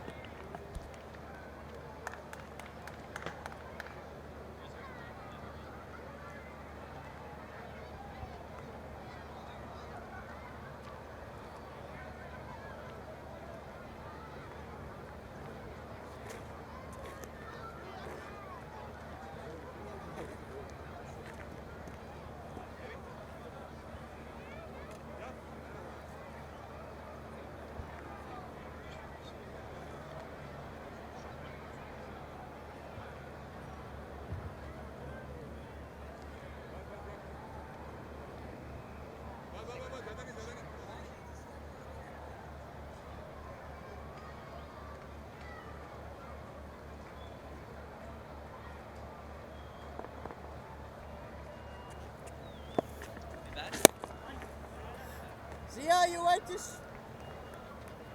101 on the board. And all eyes on Rakshit Gamal, who tends to play the bigger shots as well towards the end.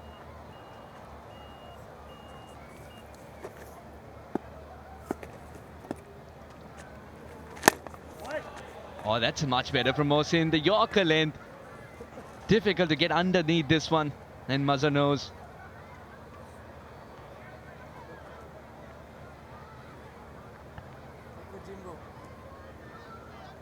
Yeah, skipper Rakeem Cornwall needs to have a game plan now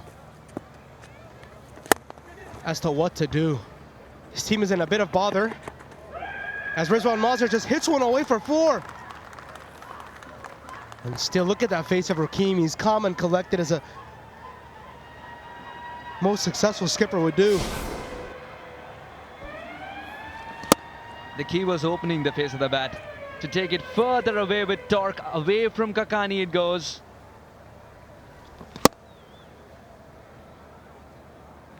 Mohsin's mostly bowled good lines.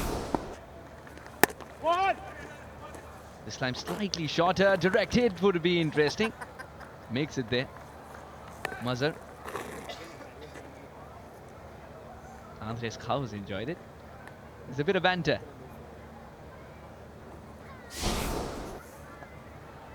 And having a lot of fun in the field. Nah, he would have been home. He's good. Bit of trouble there. A little bit more height. Could have had him in a spot of bother. Rakshit Gamal knows how to play spin well. It's not been a very fluent 33 so far, but exactly what the team required at that stage, losing early wickets. 7 off the over. 16 gone, 107 for 7.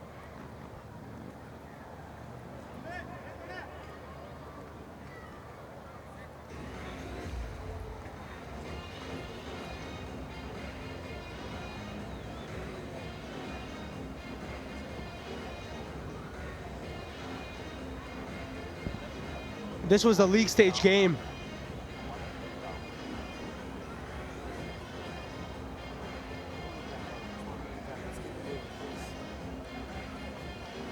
And this was the league stage game between the Titans and the Phillies United. Motion starting with 3 wickets. And the Phillies United obviously hoping that they would now repeat the same result in this must-win matchup. He's got 3 wickets then, he's got 3 wickets now. 3 for 17 at that time. And Mohsin's got an over left and he's got 3 for 11. Sheriff's keeping a close eye on what the drone's up to. Perhaps popping up in the radar. 107 for 7. These are shots from our drone, not the chopper, don't worry. Yeah. All right then. Oh, you don't know. It might be this is a big game, right? This is a semi-final. This might be the chopper's view as well.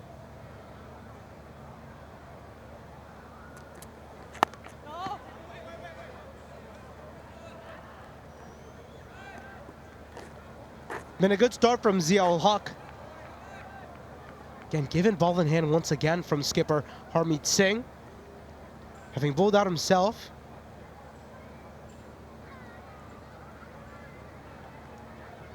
Would want to contribute more. That's the Phillies dugout. You can see Aman Patel is padded up. Ready to gear up. That's at the top of the order usually. He wanted that single even before he played that shot. Zia-ul Haq has been excellent. He has again provided the early wicket. Cornwall was an important wicket as well. Zia-ul Haq got rid of him.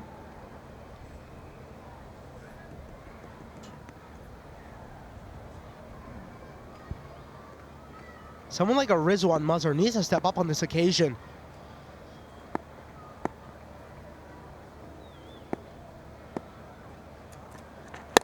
Someone that strikes the ball very hard. And to avoid giving too many runs, I like what Zia-ul Haq is doing because he's someone that grips the bat very tight. So you just saw there, he tugs it away onto the onside. So what Zia-ul Haq will try to do when he's on strike is take pace off. Yorkers, wide Yorkers, cutters, off cutters, leg cutters, taking pace off. That's a very good ploy.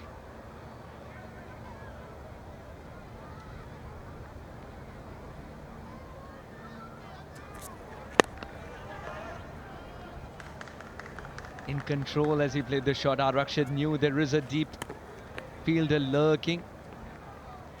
Had it been hit with any more power, would have landed in his lap. 3 singles so far, Zia-ul Haq, but this is good over. So far, that is. Can he change it around now, Mazhar? He's got to protect the field, skipper Harmeet Singh, but it's a smart field.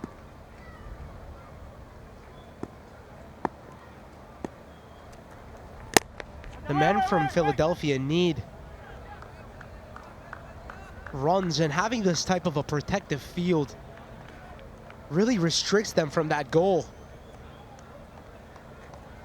And again, with so many strike options, you've got Mohammad Mohsin with still 1 more to come. Noman Anwar. Saeeb, there's a lot of options.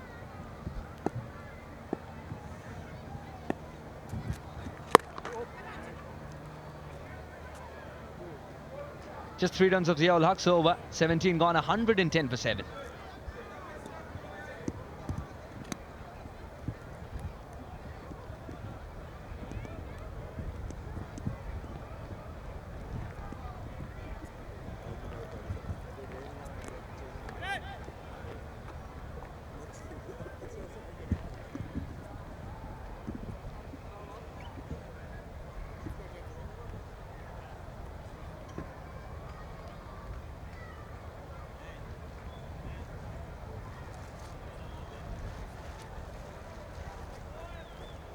They were 12 for 1, 20 for 2. There you see the Manhattans growing.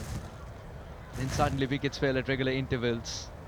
The couple of dots that you see together, those were at 81 and 110 for 7 now, the Phillies United. They gained momentum around the 6th to 8th over, 9th over. But then wickets fell very, very quickly.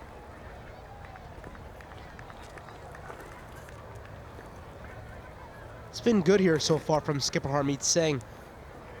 Phillies United need to get some runs here. 111 on the board, considered unlucky in certain places.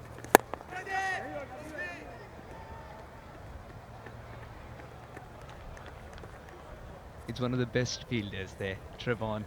If Trevon doesn't go for it, then we can just safely assume that it could never be a catch. Otherwise, Trevon would have jumped. Oh, this is a good single. Keeping the fielders on their toes.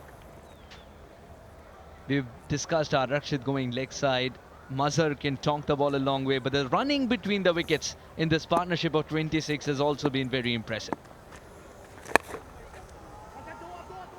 Yeah, the calls for two. The calls for two from Rizwan Mazhar. They're running hard. And I think Andreas House has indicated that it's at the wrong end. It's a good piece of running. They really need it, the Phillies United. It's a team that I've seen in this tournament running the best between the wickets. Even if Mohsin would have collected it cleanly, he had made it. Gomer is quick. Quicker than Mazhar.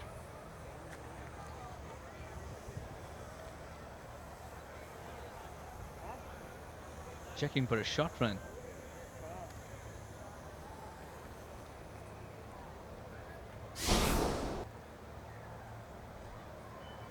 This shouldn't be a problem. This was the second run, of course, he completed.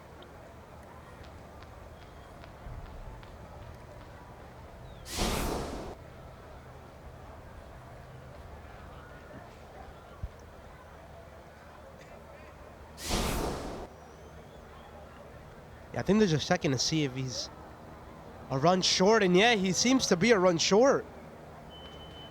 Janu, what have you done? Janu, what have you done, my friend? They call him Janu Rizwan Mazhar. It's not something you'd want to do in such a big match. Well spotted, umpire, well spotted. And it's indeed one run shot.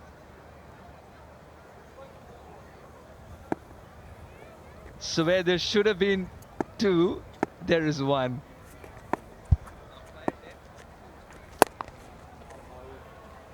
This has got height and plenty of distance. They were checking for one. Mazhar hit 6 of them. Mohsin knows he's been shot. Yeah, I think he knew it the minute that it left the hand, because I heard Andreas House say, "Oh, Mo." Or might have said, "Oh no, I'm not sure." Sounds so familiar.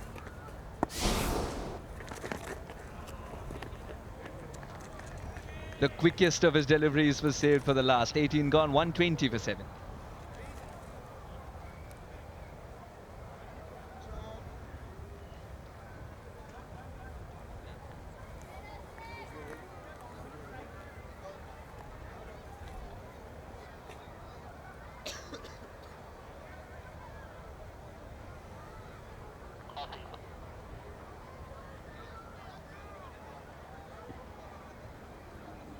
Coming in, guys, very quickly, please. Ball is ready here.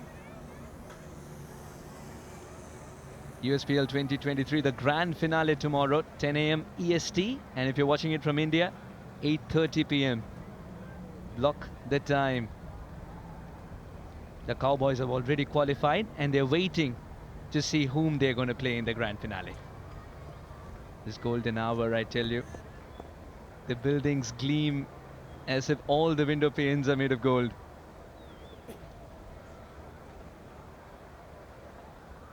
He's got 12 balls at Rakshit Gomel to do something.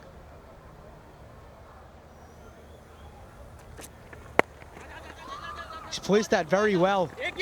Trevon Griffith is there. They might want to get 2 off that fumble from Griffith, but they'll still stick with 1.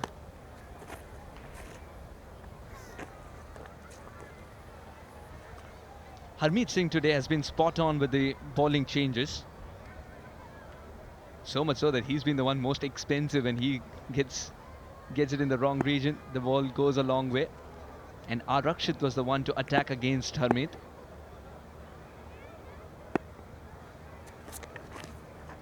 Big swing and a miss. This is good thinking from Zia-ul Haq. Oh, what a battle ensues. Strap onto your seatbelts. This is a mini battle going on. Mazhar looking to tonk the ball. Zia-ul Haq watching him till the last moment to spoil the party. He's got a very good wide Yorker, Zia-ul Haq. He's nailed it on that occasion as well. They do have deep third.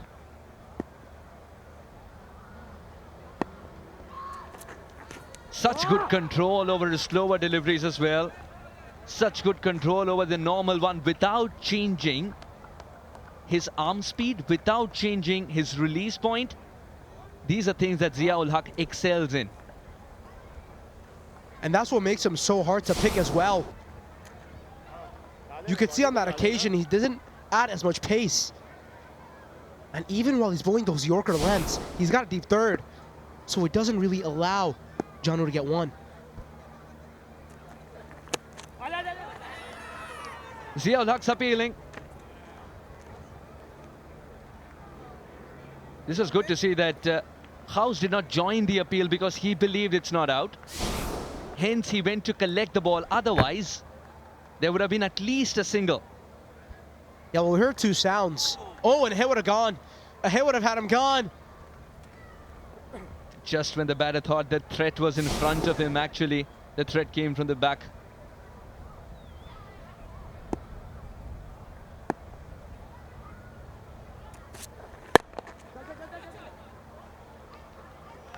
Was a little far in his follow-through to try and convert that into a catch, but still with a ball to go, just 2 runs of Zia-ul Haq's over. What a penultimate he is bowling. Rakshit's got to find the fence here. What are his options? He loves to go inside out as well. There is a mid-off. Can he go over him? Well, long on and long off are a bit wider. Now mid-off's turned into long on. There's long on and long off as well. Slightly wider long off. Oh, they're rotating the fielders too. Not just the field.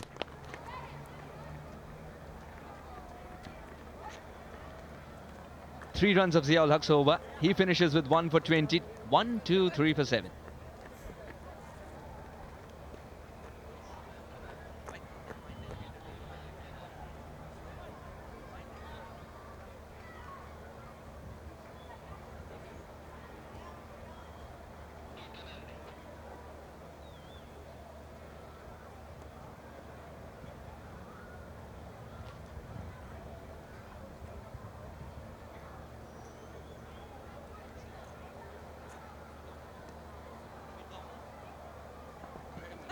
The last 6 for the Phillies United. The last 6 that they could possibly add towards this batting side for the remaining of this tournament is a big question mark. As we approach the sunsets, the nature lovers, they turn up too. You can please the cricket lover in you even more. With the lights coming on in the Broward County Cricket Stadium, gleaming in beautiful lights. Kakani entrusted with the 20th. Starts with a single. Mazhar on strike. Well, this really is the game for the NJ Titans to lose. The way that they're bowling is exceptional. They're most likely looking to get the Phillies United under 130. If they can't chase that down with their star-studded batting lineup, I really do think it's a spot of bother.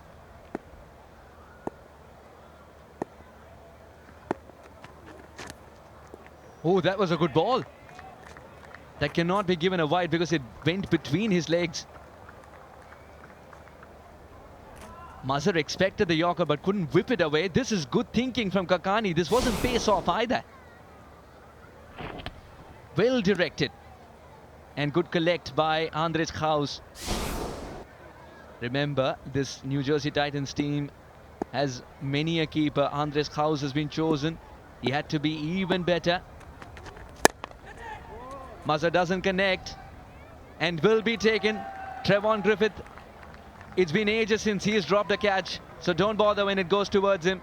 You've got to walk. It's been nothing short of amazing death bowling from the New Jersey Titans. A bit of pace off there. He's got a full extension of the arms there, Rizwan Mazur, but it's gone to the best fielder possibly in this tournament, Trevon Griffith. He's not dropping that. He's not dropping that if it's a football or a rugby ball. John Woo's got to go for 22. It's 124 for 8.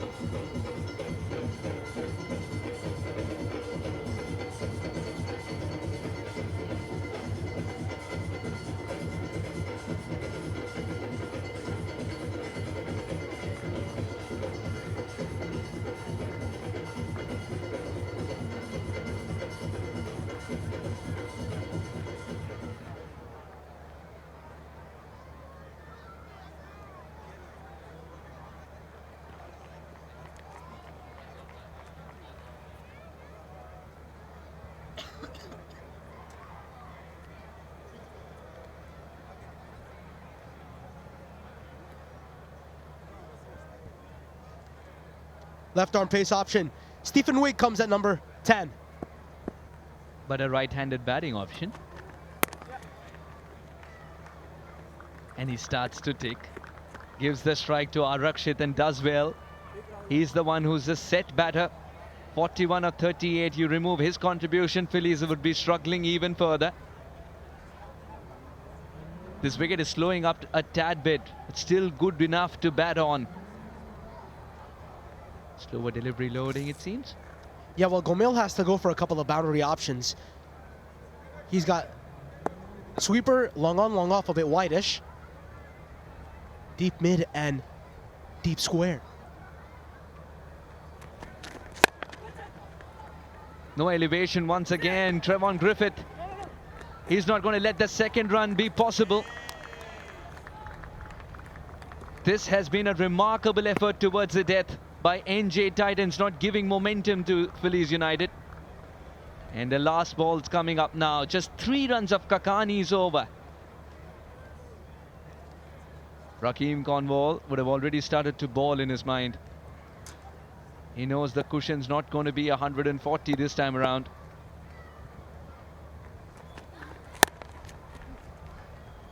He's got to push for 2. Yes, there is only a single, but looks like they settle with a single because they trust the throw of Aaron Jones. In the allotted 20 overs, Phillies United have got 127. And the man on your screen, Wigg, now needs to come out and bowl well. His cushion would be 127. It's a very humble total considering the fact that it's not slowed up much, this pitch. But all credit to New Jersey Titans, who were asked to bowl first, and they've restricted the opponents to a little below par total. Phillies United would know the importance of early wickets. Only that can ensure that we have a crunch game for the second semi-final. And I'll tell you that Suresh Parakoti and Mr. Ravi Tampali must be very happy co-owners of this New Jersey Titans franchise. It's just been all about them. These 120 balls. Arakshit Gomil, the show-stopping batsman, crossing 42, not out. Yeah, he was the only contribution that one can talk about. Farmer did get a start, but no one converted. 303 is not good enough from Ricky to Dil. No one converted. Mazur provided the crescendo towards the end, but that too was a little slow thanks to Kakani's pinpoint yorkers and change in pace. 127 for 8 for Phillies United. Cornwall and Savage didn't start. Arakshit hung around with Mazur for his 37, but that too came a little slow. They were trying to kick to the next gear, but that was just not possible due to well-planned bowling for these particular batters. It's been a very good piece of bowling. Mohsin picking up 3, Saurabh Nettleworker picking up 2 important in the start.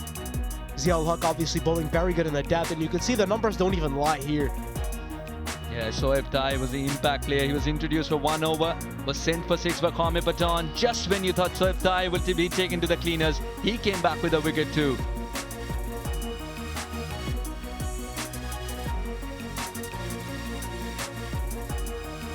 So 127 is what Phillies United have managed. 128 required for New Jersey Titans to be in the grand finale. Let's find out what the reply is.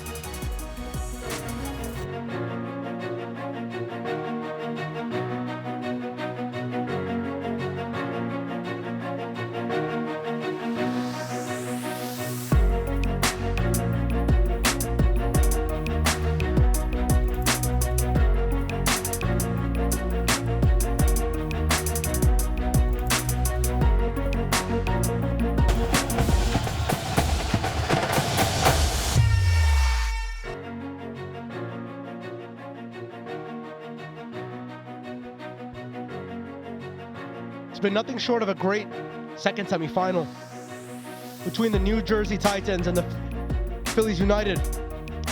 Both teams from the East Coast, from the magnificent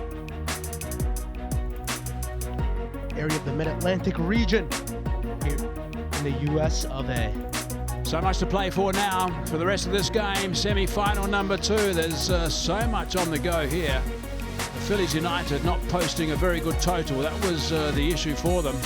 There's the casino in the background. Here's a look at the highlights. Rakeem Cornwall got a nick after he hit 1 for 6.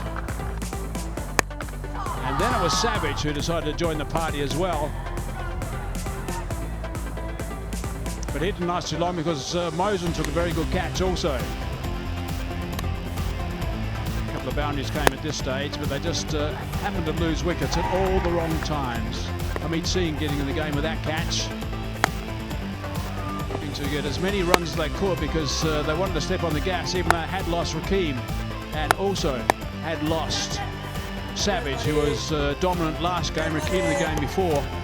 But wickets going left, right and centre. This is Mosen into the attack. He picked up a wicket the very first ball that he bowled. Got a wicket later in the over as well. So 2 wickets in the first over, making a mess of those stumps. And Dill came to the crease, tried to go downtown. Good catch taken. And they were always behind the 8 ball. A couple of lusty blows, a couple of nice drives. But this was about all playing catch up. In the end, they got to 127 for 8. That man in the middle of the picture, House, has been in ridiculous form of late, so he's going to be someone who I'm sure will look forward to getting out there, because that is the target. It's not a big one. The New Jersey Titans need 128 runs to win. They will have 20 overs. We've got beautiful conditions. We're under lights now. The first half of this game was in daylight. Then there was a bit of overcast conditions. It got dark for a bit, then the lights came on. But now it looks pretty settled, and we're now under lights. 128 to win for the Titans to go through to the final to play against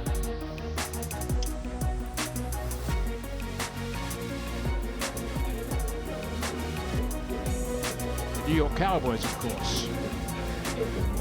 And this man has been in great form, Aaron.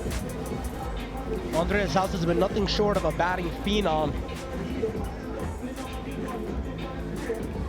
as well as his opening partner at the other end. Looking to get some good runs, getting a good start for his team. Chasing only 128. But would still want to send a message to the New York Cowboys. A new change in opening pair. The first time we're seeing Trevon Griffith opening for Seedings, usually Noman Anwar. But I think that left-hand, right-hand combination be tricky for the Phillies United to solve this issue. And again, Stephen Wigg, left arm pace with the ball in hand. It's going to be a very exciting matchup here, Mikey. Yeah, let's hope it is. Stephen Wigg is a very good bowler. Likes to swing the ball when the ball's nice and new.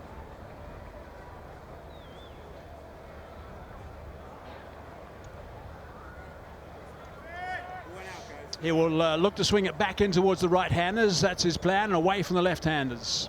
Rakeem Cornwall is hovering At first slip, there is a bit of a gap between the keeper and also the slip, so that means the keeper is going to have to work hard to dive to his left. Cornwall has got very good reflexes too, so he's no slouch, that's for sure, in the slips cordon. He's taken some very good catches for the West Indies in years gone by.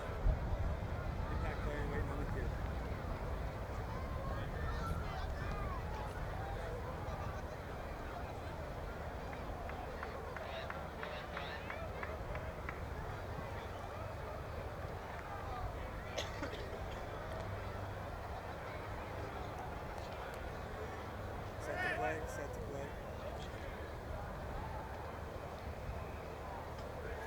Yes? All right, gentlemen. Let's play.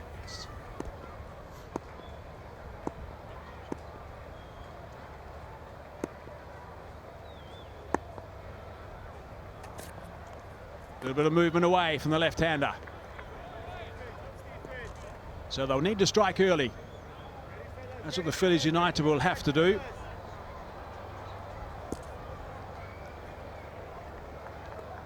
It'll be a good start. Hitting his line and length properly, hitting the deck here, Stephen Wigg. We've seen that a lot of him throughout this competition.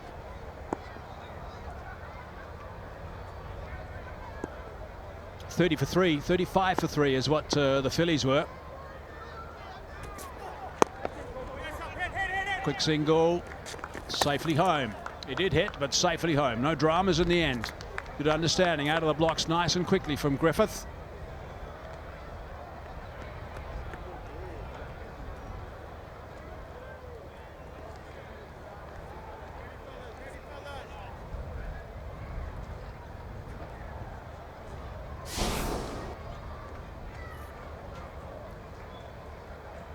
No dramas at all. We nearly past the stumps, actually.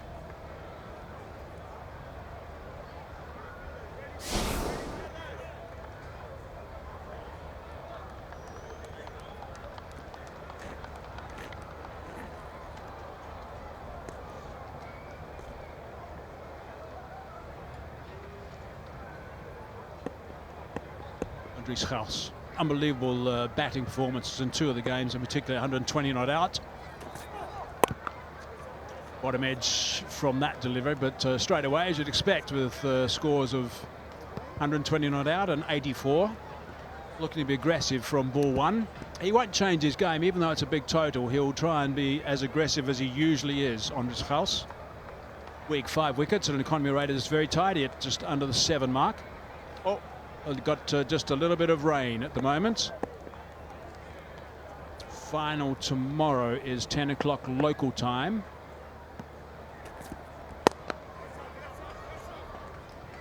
It's been a very good start here from Stephen Wigg.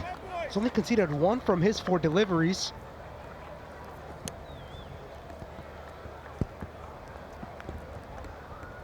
Gauss wants to go. He doesn't want to stick around. The ground staff will probably want to get on the square as well to make sure the surface for tomorrow, the big final, doesn't get damaged by all this water coming in.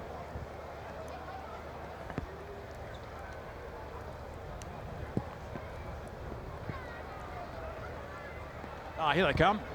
They might have been caught on the hop, the boys. Weren't expecting rain, clearly. They've been absolutely brilliant throughout this whole tournament so far, but they're a little bit slow this time coming out.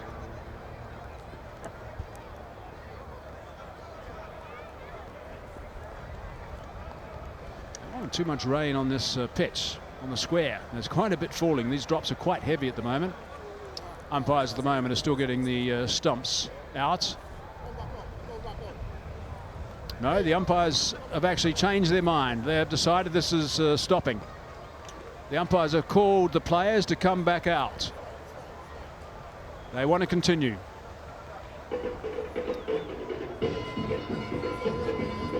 The rain is light, so they can actually get back on the park and play if the rain is very light. The umpires think it's light enough to still get back out there. These days it doesn't have to stop totally.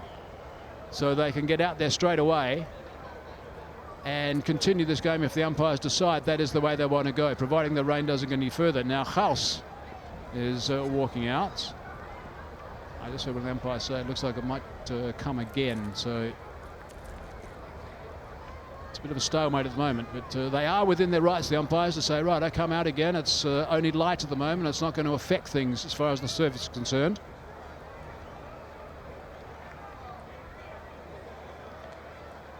Let's have a look and see how much it has stopped or has slowed down a bit.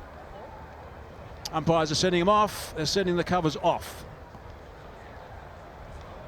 So if the umpires don't think it's heavy enough, they think it's going to pass, they might have had a chat to the head groundsman. It's just floating around actually at the moment. Quite a bit of chat to the head groundsman, and he's also told them that it's a passing shower, because that was the forecast, by the way, a passing shower. So good control by the umpires out there, saying we don't need the covers yet, let's continue. Let's get this game done. Semi-final. That's some great news, Mikey. I really want to see some exciting matchups here. Stephen Wigg against Andres House and Trevon Griffith, a very dynamic opening pair. First time we're seeing them open proceedings together. But I think we're going to see a good fight from the Phillies United today. Andres House is not particularly happy about this. Now here's an opportunity actually for perhaps for the Phillies. He may not be in the right frame of mind here. He's deciding he's going off it, but it's not his call, I'm afraid. If the umpires decide they're going to go off, no, it's the umpire. They're in charge. If they decide to call it, not Andres House. I know it's going to come. It's going to do that. We don't know what's happening yet. We haven't seen anything. I think he's having a chat with his fellow South African teammate Justin Dill. Righto, so it looks like the umpires have decided to actually call the covers out now. It's obviously got a little bit heavier.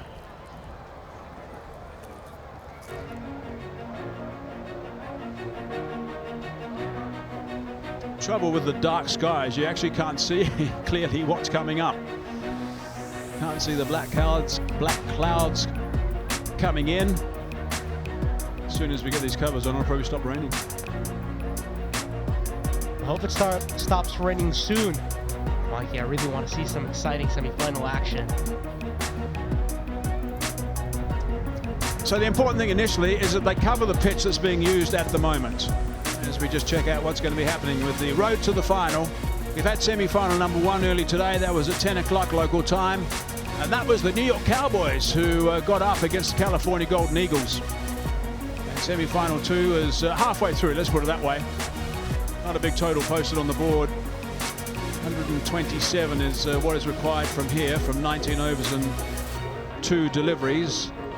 Titans versus the Phillies, and of course whoever wins this one will go through to that final, which is tomorrow morning Eastern Standard Time at 10 o'clock against the side that's going to be sitting back watching this, pretty relaxed I'd imagine, and elated that they have got through. There's confirmation of the final tomorrow, 10 a.m. Eastern Standard Time, 8:30 p.m. Indian Standard Time. But we're hoping, of course, to get this rain finished so that we can get back on here pretty soon and we can get going for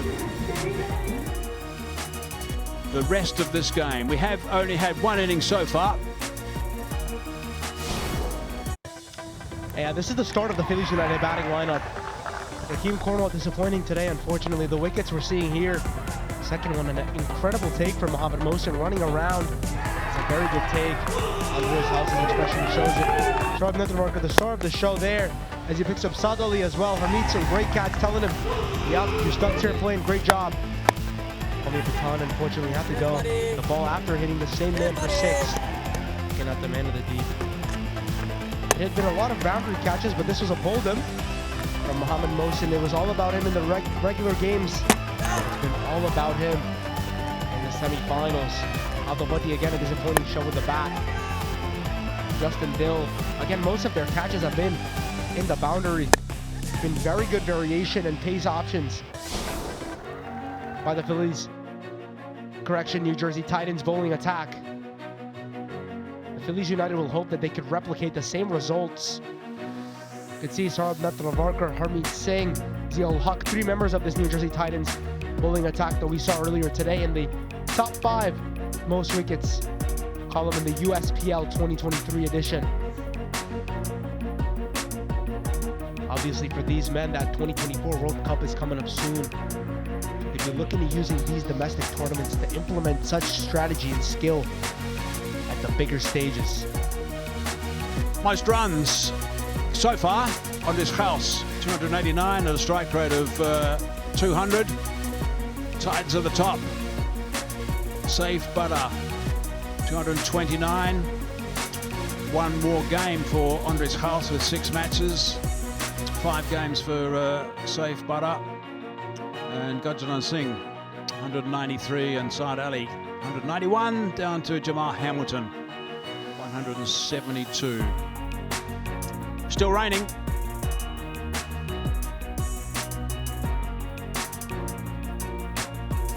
Let's have a look at the highlights from semi-final number 1. In bright sunshine early today, 10 o'clock it was, bit of a sheen on that surface as well. This is Laban who picked up an early wicket, and then Raymond Reifer first over picked up 2 wickets. And all these wickets at the start were the seamers, that was, because there were stumps being shown. They weren't getting behind the ball. Track was a little bit on the sticky side, I suppose, the word to describe it. But wickets tumbling left, right and centre. And the Cowboys were in all sorts of trouble at this stage. I'm sure they were disappointed. It took a little bit of a recovery to get them to something which was a reasonable total in the end.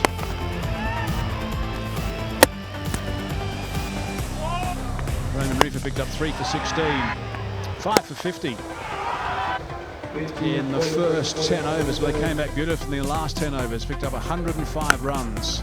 So got themselves to a very healthy total, which was something that had to be tracked down. But they always looked in control.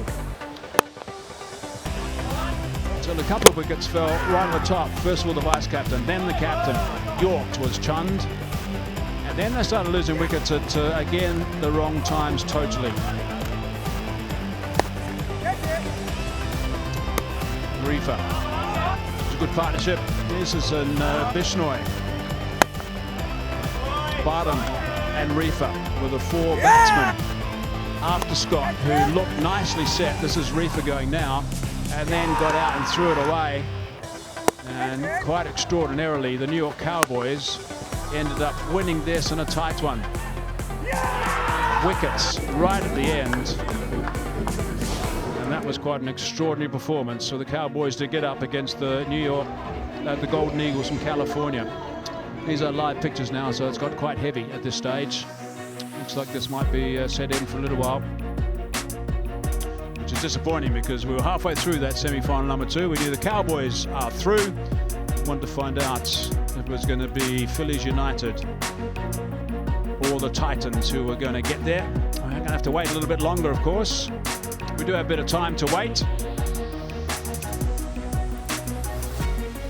So that's the story at the moment. We don't know who else is going to be playing in that final. Of course, we will bring you news as soon as we have more.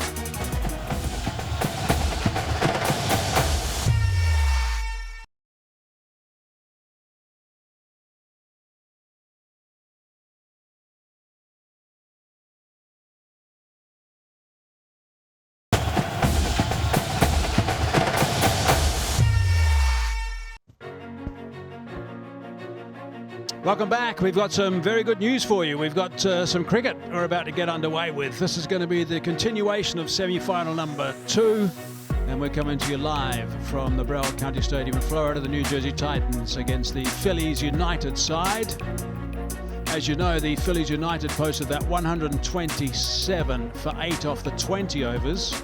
Because we've had that rain interruption, things have just been revised a little bit. We were 4 balls into the first over when things happened. Here's the revised playing conditions. The rise target, by the way, is 113 from 17 overs. So some overs have been lost, only a couple. Power play is now 5 overs. 2 bowlers can bowl 4 overs and 3 bowlers can bowl 3 overs each. So the captains have got to think on their feet. But the power play is going to be important, being only 5 overs in total. We're 2 balls away from completing the 1 over, and also that revised target of just 113 runs. So rather than 128 to win, it's now 113 to win to get through to that final tomorrow. Andries Gauss is going to be continuing his knock. He certainly wasn't very happy when it was raining a little bit lightly out there. Yeah, it did rain heavily for a while, but then it started raining a little bit lightly and he wanted to go off. Went off for a short while. We're back on now. Presume he's going to look to be nice and aggressive out there in the middle like he normally is. His form is quite extraordinary.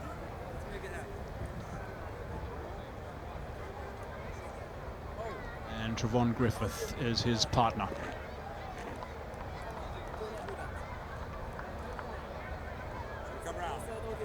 So that's the opening pair. The New Jersey Titans are up against the Phillies United and Stephen Wigg, who's got 2 balls to go in his first over. So that's the good news. We're away again. Of course, we were at one stage concerning ourselves that we might be sitting around for a while and suddenly having to have a little bit of a 5 over thrash to get this game done. But no, we're going to be having a good length of a game here. Just a little bit of a trimmings. Right, here we go. Off again.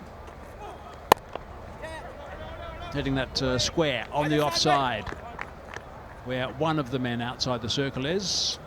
Inside the first 5 overs is allowed 2. It's a good start from Wigg coming back into the attack. After spending almost 30 to 45 minutes away from the game. Starts off from where he left off. Gonna have to look for a good start here. Stephen Wigg needs to get early wickets. A quick breakthrough would be beneficial for the Phillies United. He'll want to get in and out of this over with no more runs on the board. Stephen Wigg. He's on the onside. Don't think about coming back for the second. So that's the first one completed now. 3 for none.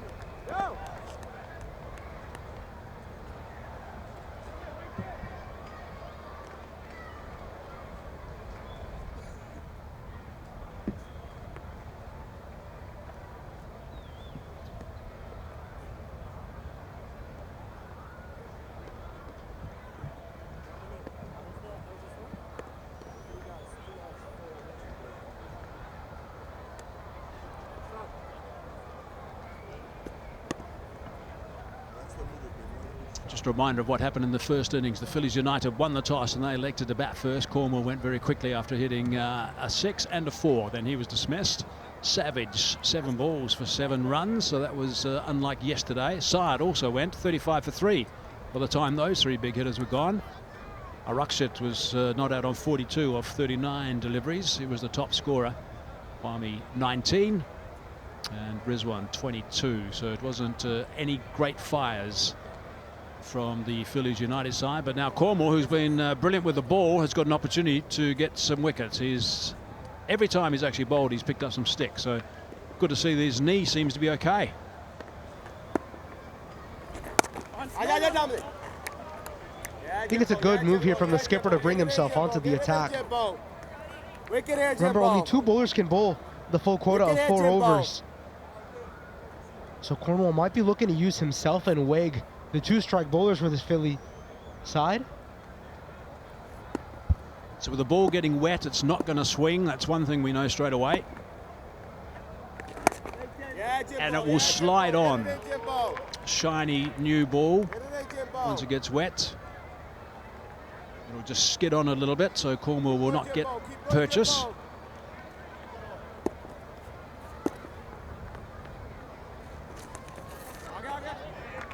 Leg side, put away, 4 runs. Good shot, good control.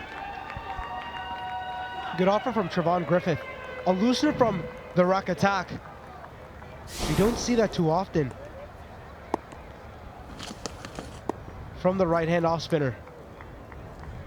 And Trevon Griffith is a man that plays a sweep shot with elegance, grace, Ready, He's fellas? not going to let away a loosener like that.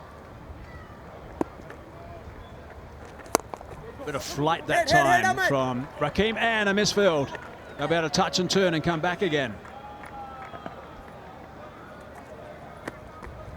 Aman Patel, that's a crime. It's a low total on the board. You can't really expect to be misfielding something like that, and yeah, oh, just gone right through him. He's a very good fielder usually, Aman Patel. A little bit short. He's taken advantage of that. One bounce, and that's scooted away for 4. Again, letting us know that outfield's wet. Trevon Griffith is pure class. Just rocking away onto the back foot. He's gone too short on this occasion, Rakeem Cornwall, and bang. Trevon Griffith does not let that go away. Captain's under pressure here. 10 runs off his first over. 2 gone, 13 for none.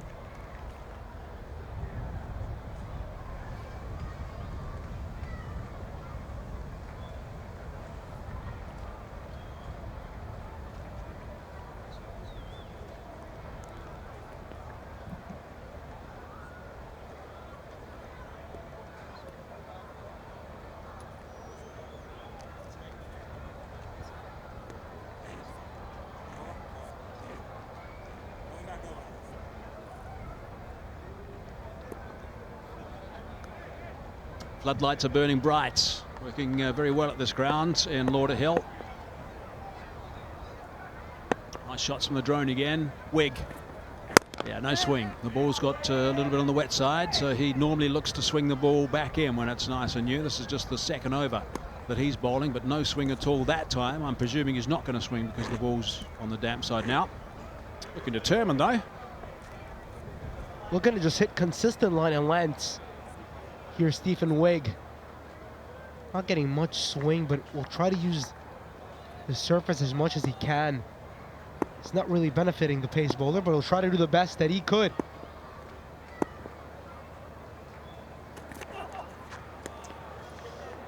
Might have had a sense that he was going to look to advance a little bit because he's looking to be aggressive, Griffith.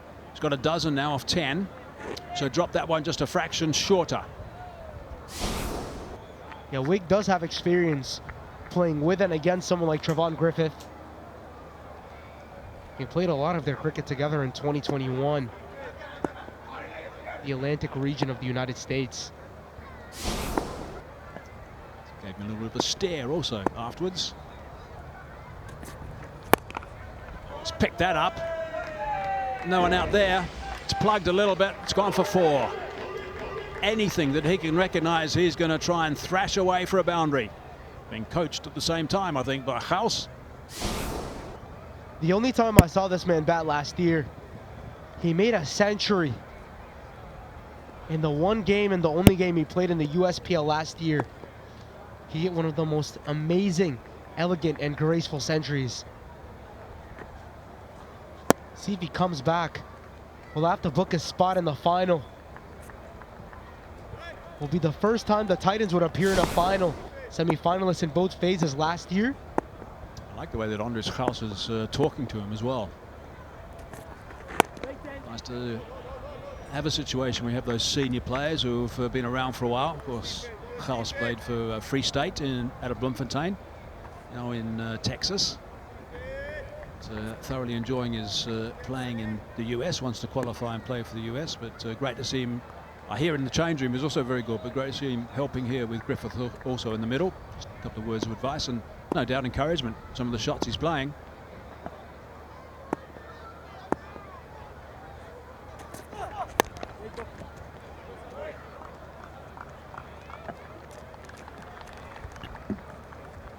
It's a good outing so far for the New Jersey Titans. It's been a good over, other than that 4 that was conceded by Stephen Wigg. Missed his line on that occasion. Put it a bit short and pummeled away onto the onside from Griffith. Gauss will just be looking to rotate the strike. Griffith is doing everything so far. Remember, only a 4 over power play here.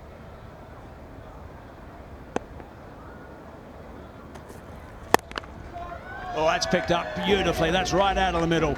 That's travelled. He's strong on his house. It's gone for 12 runs now, 25 for none.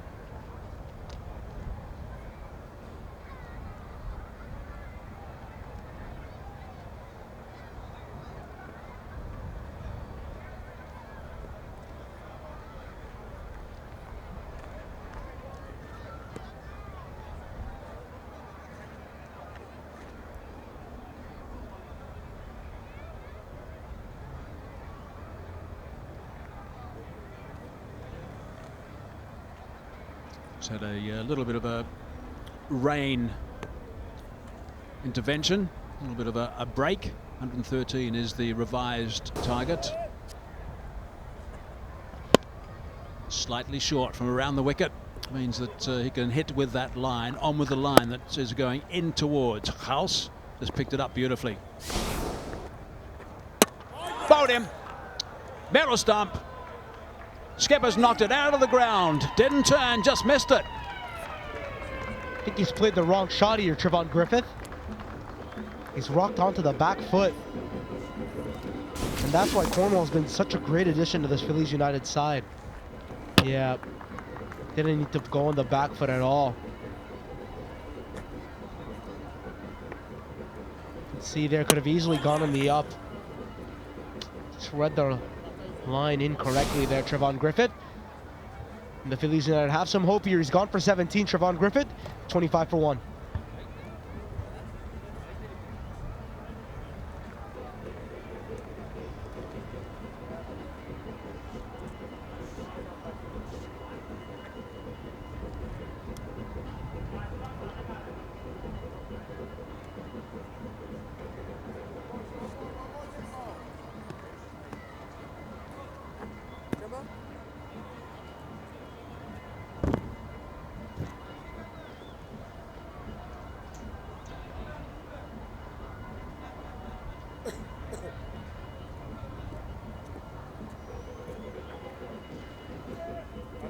Come Jimbo, one more Jimbo.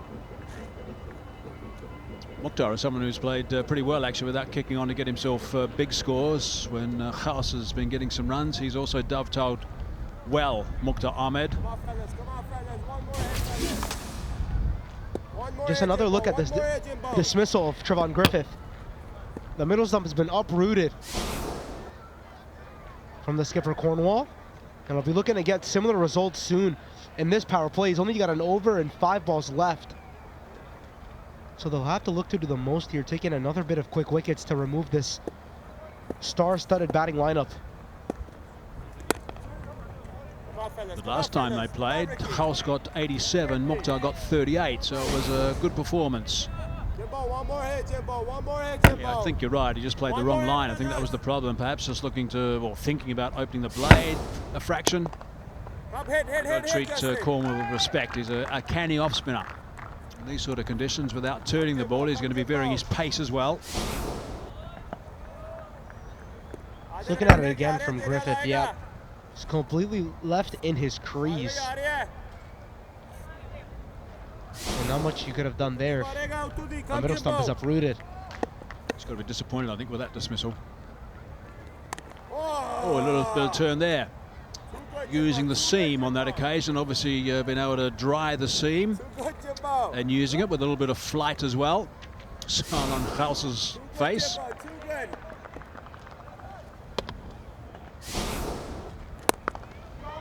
Played it beautifully up and over. And he'll get a maximum for that. A beautiful shot inside out from Andreas House. Just played it beautifully on the up there. Cornwall just pitches it a bit up with some flight. He doesn't let it go on that occasion there, Andreas House. That's the second 4 that he's got up until now. House. Correction, first 6. Let me start again. Second 6 that he's got. Got it right eventually. Goes to 14 now. 32 for 1 they are. 1 ball left in this over. So 7 off this over from Cornwall.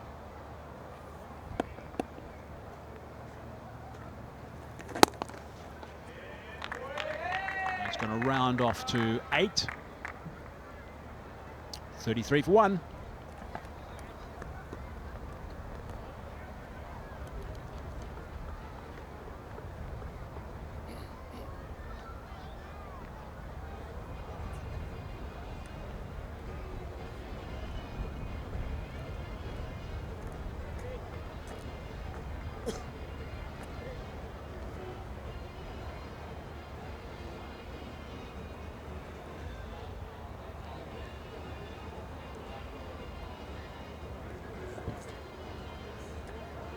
Phillies United at this stage were 30 for 2 and New Jersey Titans are 33 for 1.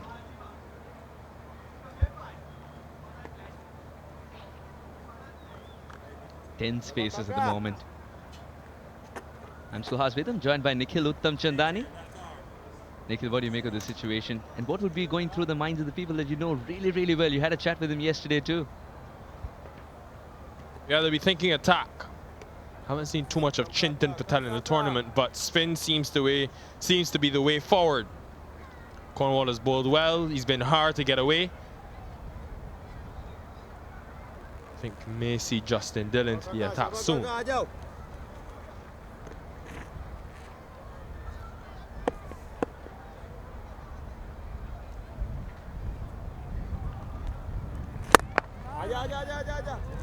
House has been striking cleanly.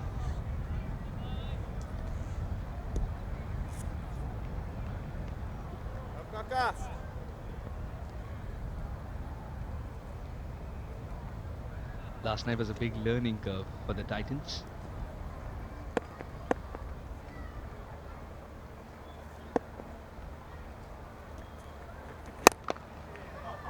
And this is what he's known for. Stand and deliver. Not breaking a sweat.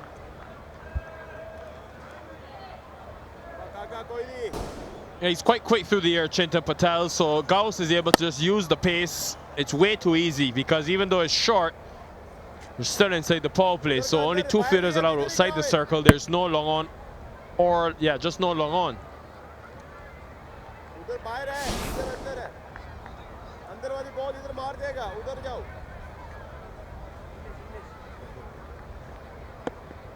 Chintan now wants a long off, slightly straighter.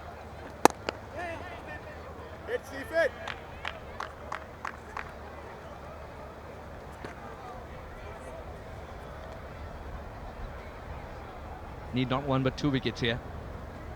Phillies United.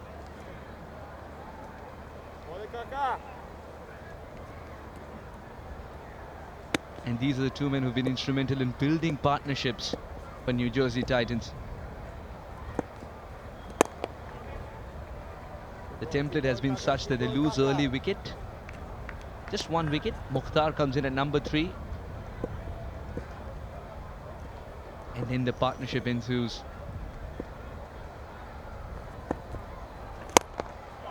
Mukhtar wants to launch this. Free flow of the arms. And he'll join the party. Yeah, misses length again. Been a decent over, you know, apart from these 2 deliveries. One went for a maximum early in the over. This one has traveled as well. And when you only have now 112 to play with, you can't really afford this. It's quite a gamble from Cornwall. Go with someone who's not bowled much in the tournament. Understand the thinking. The left hand at the crease, but it's a risk.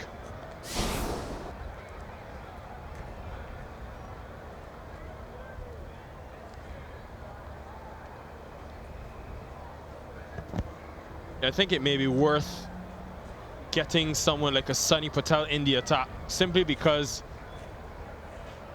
you look at the deliveries he's got. Yes, the other day he bowled a top spinner which bounced a lot more than usual, Sunny Patel, and I think given what we've seen on this surface, think back to the Cornwall dismissal, there is some extra bounce here. There's some variable bounce. I wonder if Sunny Patel with his leg spin can come in and exploit that. Sure, Cornwall will bowl again or be one of the bowlers to finish his quarter. He will back himself. We got a wicket here, Kaka. We got a wicket here. Where Chintan thinking to drop this one. Even marginally short. Mukhtar he's got a very strong base. Stand and deliver kind of a player. Same with House.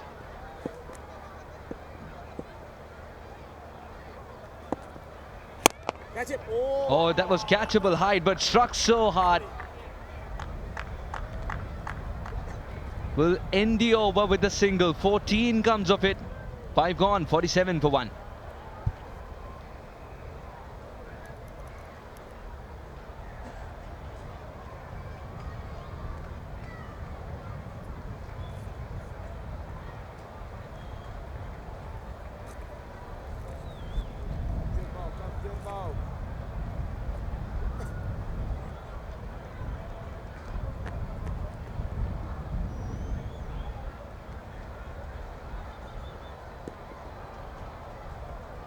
The highest scores, USPL 2023. The charts are led by Andres House. And the good news for cricket connoisseurs is that he's not done yet. 120 in the 61 balls. 86 last night. If you want to watch clean striking and clobbering of the cricket ball, House is out there still.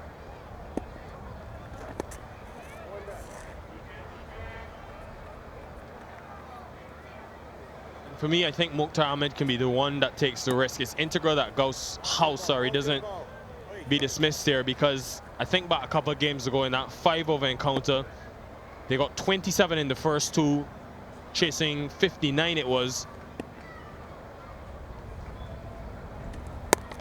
And completely lost their way once he was dismissed. The only times they've lost this season is when House hasn't performed. It's worth giving this start again, and the form he's been in, less than a run ball needed, him to stay there, even if Mukhtar Ahmed needs to attack. And really and truly, they don't need to. It's less than 6 runs and over. The threat called Rakeem. The threat called Rakeem is being neutralized at the moment. He's the one who got rid of Griffith.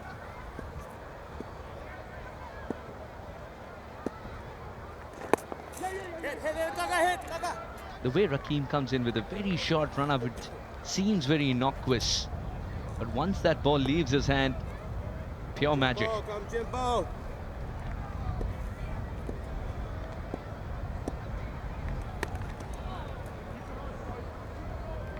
thought it was a touch full to be going on the back foot there.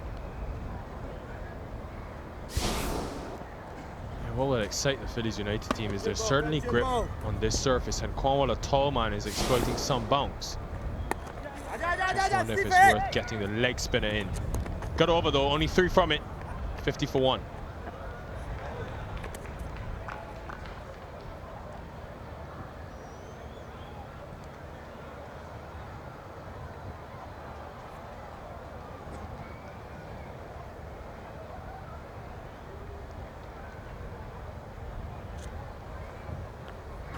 Aki! I'm big man Aki.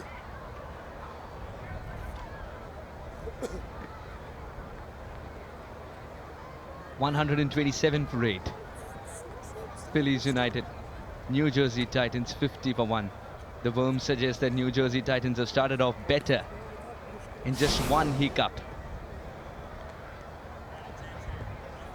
Here, was there a bit of drift as well that Rakeem's getting? There we go, Aki. He's a threat as soon as the ball comes out of his hand, not just after pitching because of the spin. Lot of runs to get, Aki. Lot of runs to get.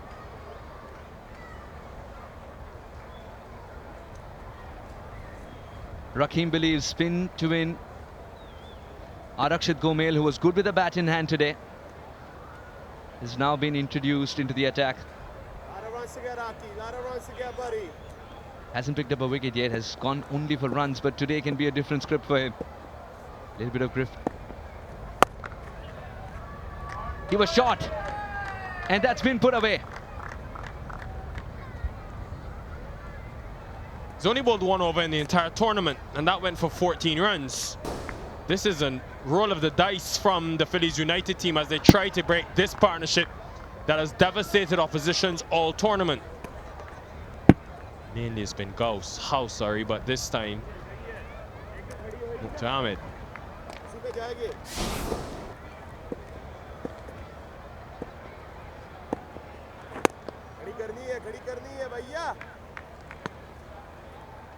Not spinning much this time around, kept straight, but Mukhtar was quite content tapping it back to the bowler. And he always has an option of a single somewhere available.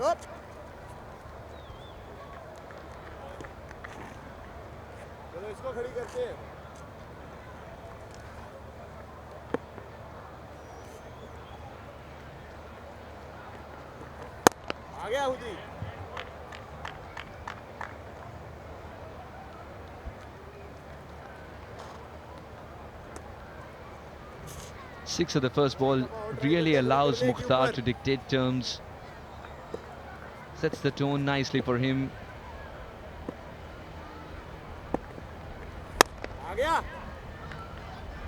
Getting it done in singles at the moment.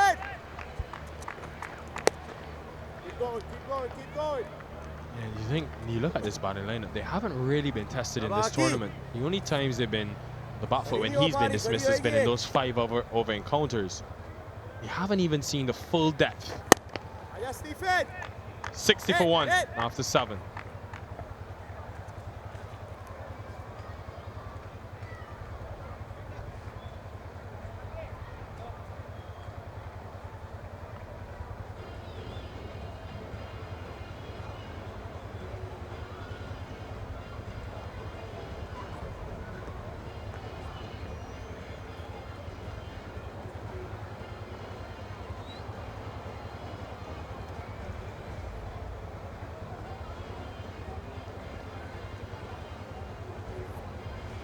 .25 of 14, House is still there. Griffiths, the man dismissed for 17.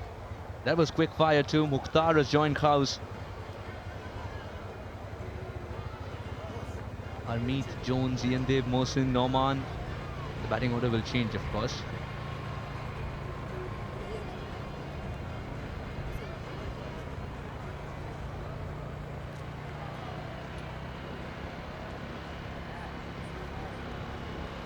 High catch.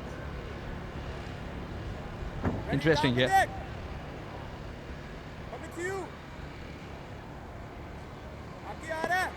It's got a lot of spin bowling options there, Cornwall. He's gone to Aman now.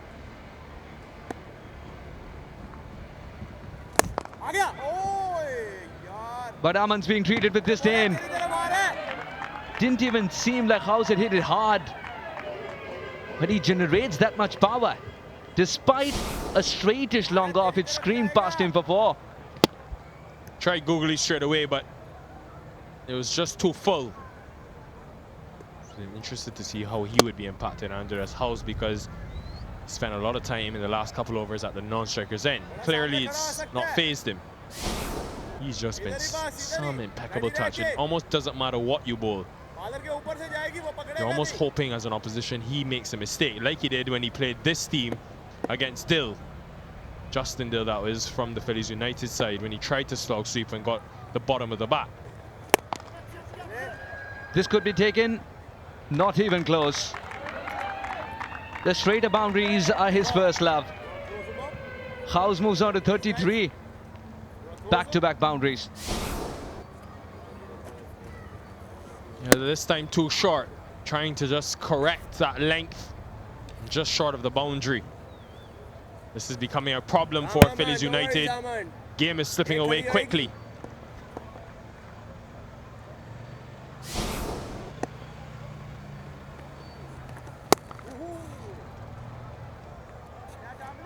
Just for a little moment, Dominic Ricky started to run towards the wrong side, but quickly corrected himself.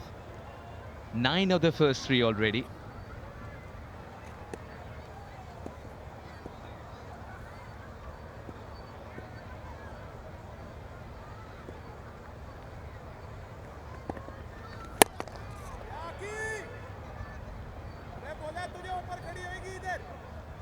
Adil Bhatti suggesting be ready. Mukhtar is not timing the ball well.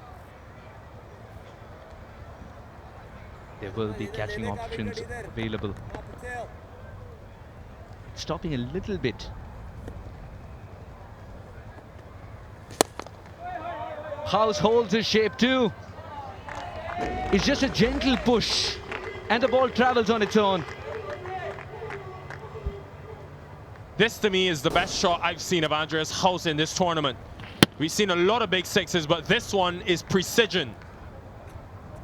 Can't believe that traveled as far as it did. Just seemed like a touch. And it sailed into the offside. This is a huge over 16 from it.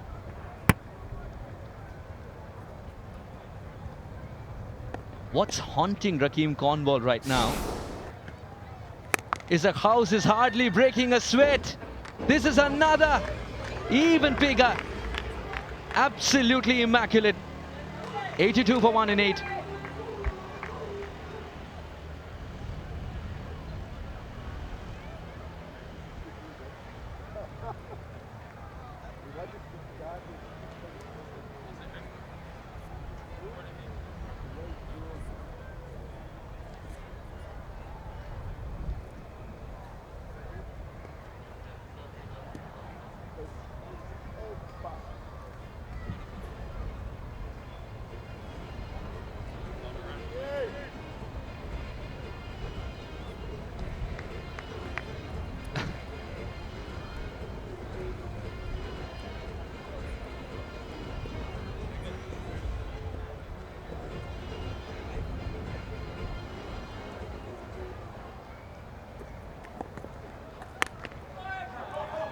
Oh, that is just very, very impressive.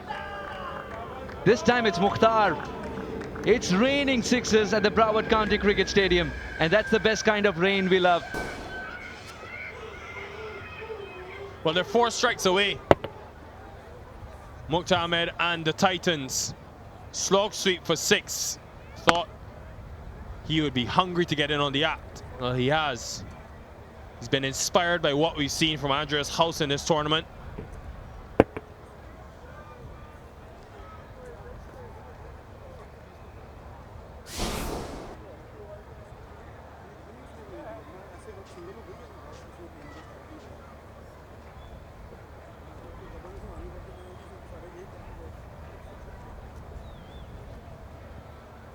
Only 2 overs of pace in this innings.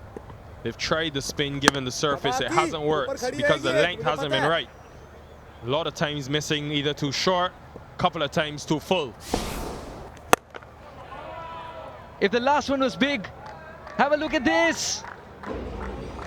Mukhtar's in a hurry to get this done and enter the grand finale.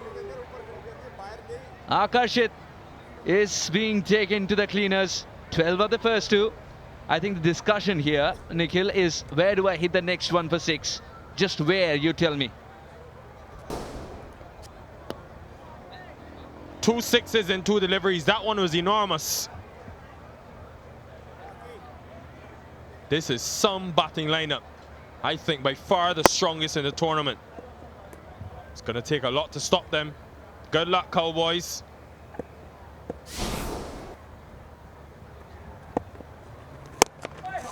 Oh yes, he wants to go for the 3rd one and get it even bigger. Mukhtar is speaking only one language. It's hurting Cornwall the most. 100 comes up for just 1 wicket down. 13 away from victory. New Jersey Titans right now. They've been doing it all the way. This is just one-way traffic. Trampling the opposition. There's not even a fight at this stage.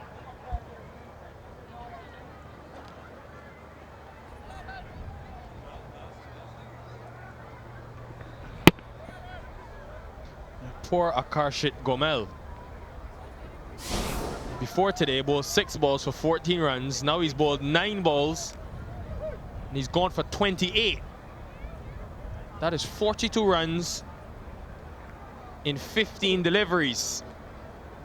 100 has come up in the 9th over. How do you stop these two? How do you stop the New Jersey Titans? It's carnage. It's absolute carnage.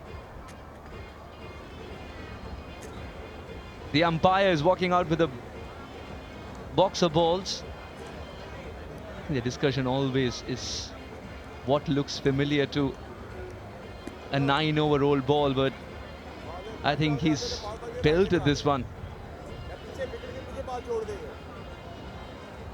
He's chosen something that looks newer, but it doesn't really matter for Mukhtar. Akarshit Gomel, someone who struck so many sixes, now he's been given a taste of his own medicine. Just 13 required of 51.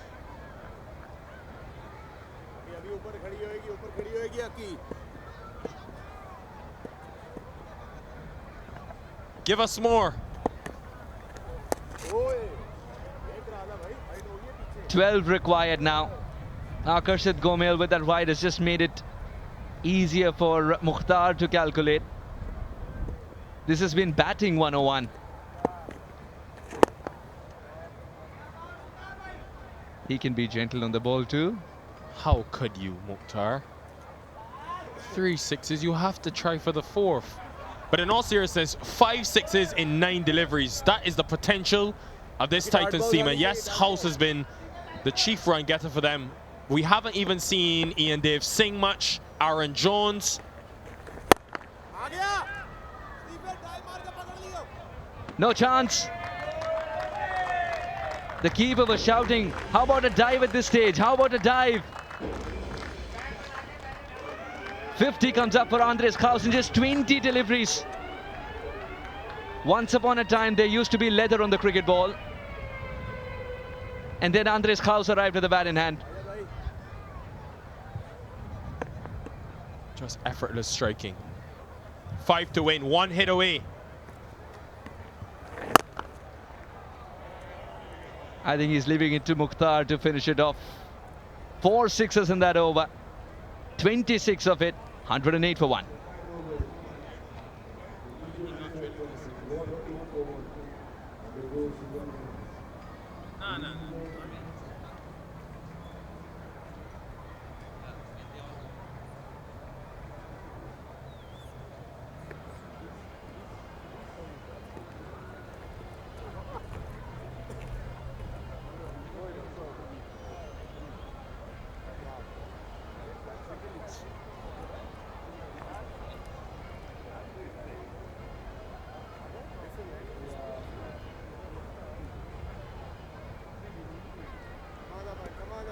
Dominance from Kraus, 52 of just 21.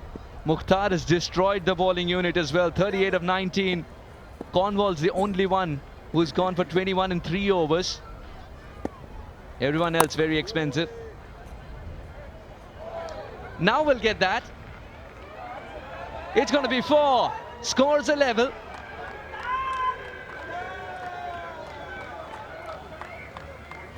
This has been decimation of the opposition. Phillies United last night were a different team altogether. Imposters have walked out today. And spin is not working.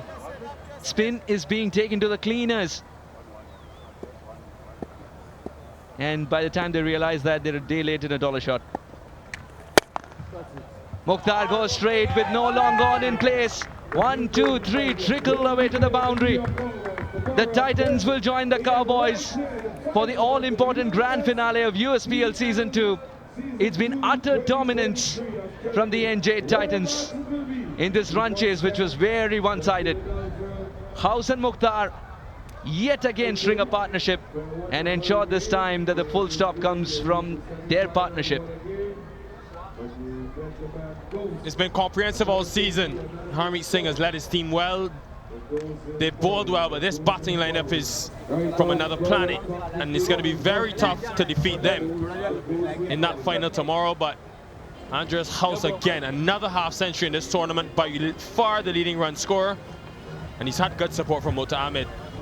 This is now the 3rd 50-run partnership that these two have put on.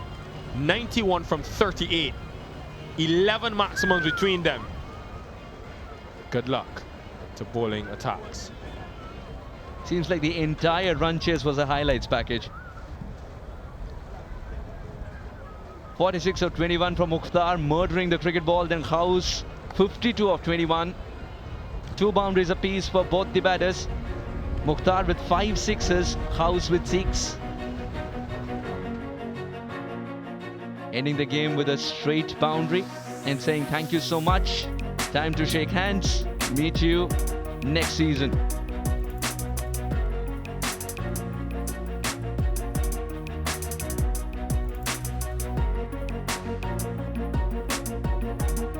It'll be mighty pleased, this unit.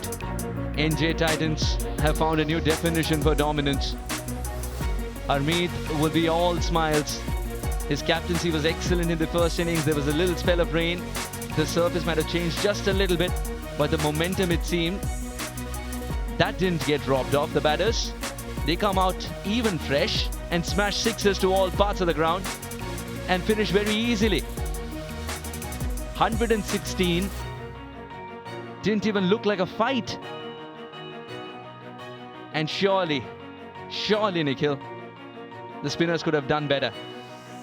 Slightly short or slightly full. Winning boundary. Mukhtar Ahmed has been strong when they've been short to him. They've been a little too short today, the spinners. Had a decent season though, Phillies United. Some real bright sparks. They'll look back on a few moments that which they could have capitalized on early in the tournament. But Saad Ali, centre of screen, has been exceptional himself. Raheem Cornwall, Calvin Savage, Stephen Wigg has been a find. We hope to see them back next year. But for now, it's only 2 of 7 teams left in this year's US Premier League. 52 of 21 for House, and Mukhtar's 46 of 21 ended the game with ease. And New Jersey Titans will march on.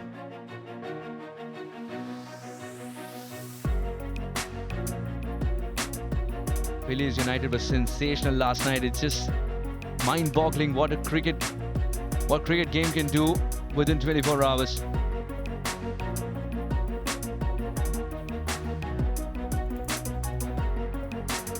Wigg for me is one of the finds of the tournament indeed. But today, going wicketless in his 2 overs, Cornwall was able to remove Griffith from the equation. But then too many runs leaked by Aman, Rakshit and Chintan. Just not enough to bolster. So the Phillies United, 127 for 8 is what they managed. And then there was a little spell of rain. New Jersey Titans win by 9 wickets because they win with a lot of aplomb. 52 not out of 21 balls for Andres House. Mukhtar chipped in with his 46 in quick time. And New Jersey Titans romp home.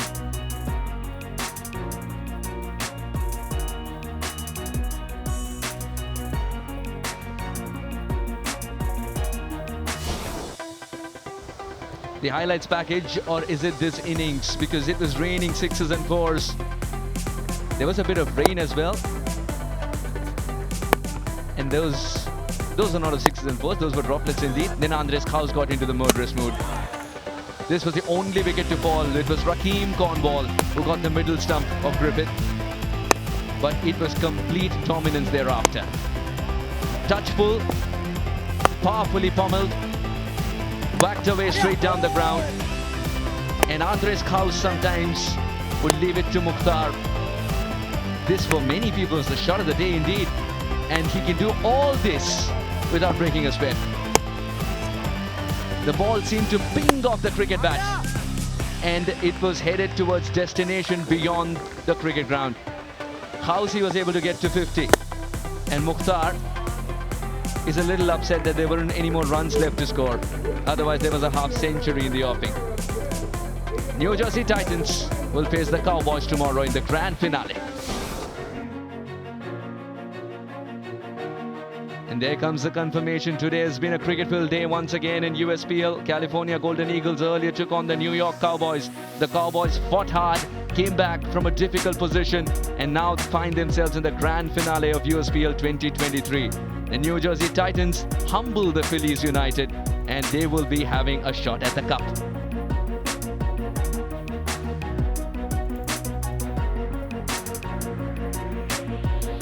Lots of runs were scored. But who scored the most? Andres House. In 6 games, 341 runs. And in what fashion? A strike rate of 209.2. Mukhtar is a number 3. NJ Titans is in good hands. Saif Badr cannot add to it, unfortunately. Gajanand Singh was sensational with the century. All in all, it's been complete dominance today from the NJ Titans. Let's go down to the post-match presentation and find out who the player of the match is. Welcome to the presentation. Of course, this is such an important one because it's the end of semi-final number 2. We're going to talk to the winning captain, and I'm sure he's still smiling because he's going to be fronting up against the Cowboys tomorrow. We'll talk more about that in a sec. But a 9-wicket win for the Titans. They played superbly and outplayed the Phillies United. I'll chat to Rakeem for starters. Rakeem, please come and join me. Righto, Rakeem, I guess that's a day which didn't go anywhere near what you guys were expecting. Yeah, we didn't bat well. If you didn't get runs on the board, especially on these type of wicket, it's very tough to defend. And I guess the 3 for 35 at the start really put you on the back foot and hard to recover from that. Yeah, once you lose more than 2 wickets in the power play, you're always on the back foot, unless you have a really good middle order to bring back the game for you, and we really didn't have that. And I think the Titan guys bowled really well today. And if we want to look at small little things, then of course just after you started bowling it rained, so it's hard for you to grip the ball for starters. Also, the ball wasn't going to swing anymore. Your left arm seamer wasn't swinging the ball, so that made it a little bit more challenging. Wig? Yeah, as you know, all the factors come into play. The rain came and the ball don't swing. Spinners can really good ball on a good batting pitch, and I think the way how Titan batsmen bat, they put us under pressure. You've played a lot of cricket throughout your career. You've played a lot of franchise cricket as well. What are your thoughts about the USPL? It's a good tournament. We see a lot of youngsters. We see a lot of experienced guys. You only can get better from here.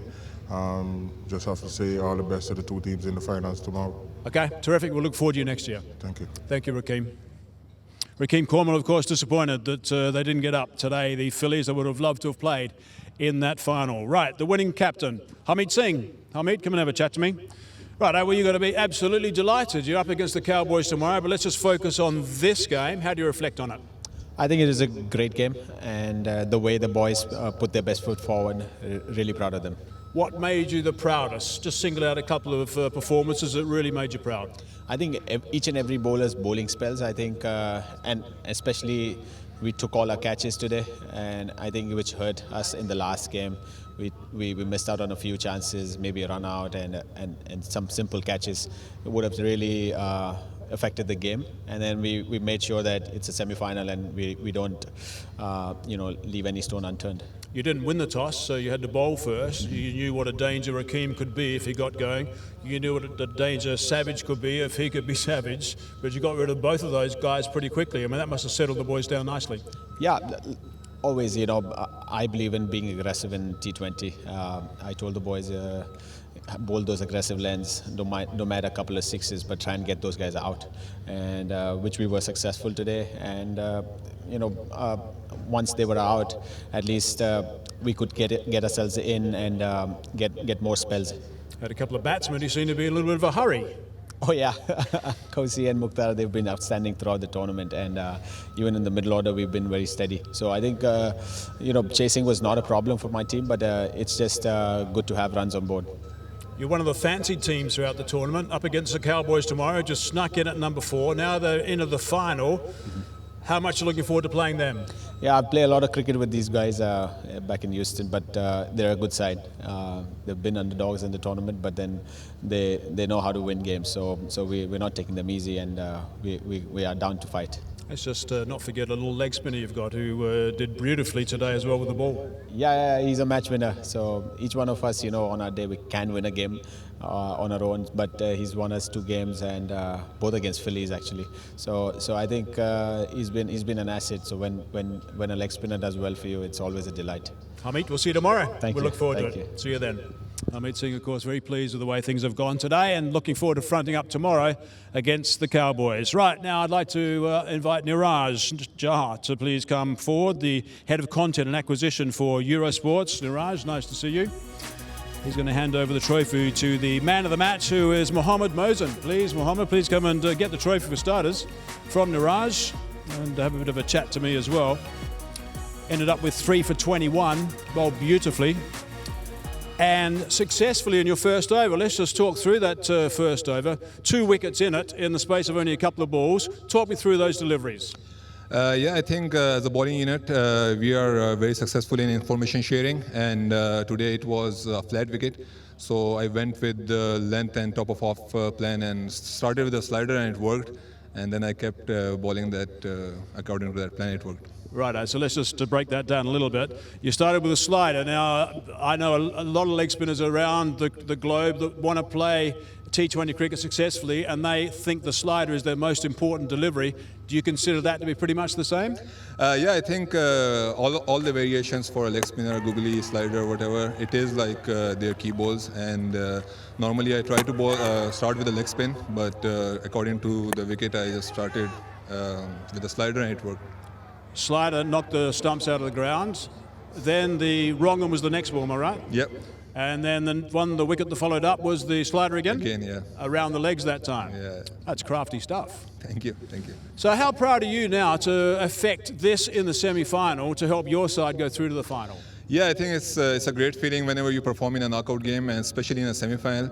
And I think the credit goes to our fast bowlers as well. They always give us a great platform in the power play, always getting wickets there, and it makes things easy for us as spinners. And also, of course, if you happen to be bowling second, you've got a couple of batsmen like Andres Gauss, who makes one serious difference with the bat. Yeah, I think the guys up the order are in great form and performing in almost every game. Gauzy has been excellent throughout this tournament, and Mukhtar as well. Yes. And I think we have a very good depth in the batting. And it's working for us. Just about all the time, Gauss and Mukhtar have dovetailed beautifully again today. I love the way you play, the smile on the face, so great to see. Well done today. Thank you. Righto, so that concludes the presentation. Of course, the Titans are going to be up against the Cowboys tomorrow with what should be a terrific final. Mohammad Mohsin emerging as a match winner. And then Gauss and Mukhtar with a bat in hand for the NJ Titans. Ensure that it's a commanding run chase. Tomorrow, it's going to be absolute nail-biting. It's the Cowboys taking on the NJ Titans. There will be dancing. There will be nail-biting finish, of course. And there'll be a lot of raining sixers if this man and this one as well get going.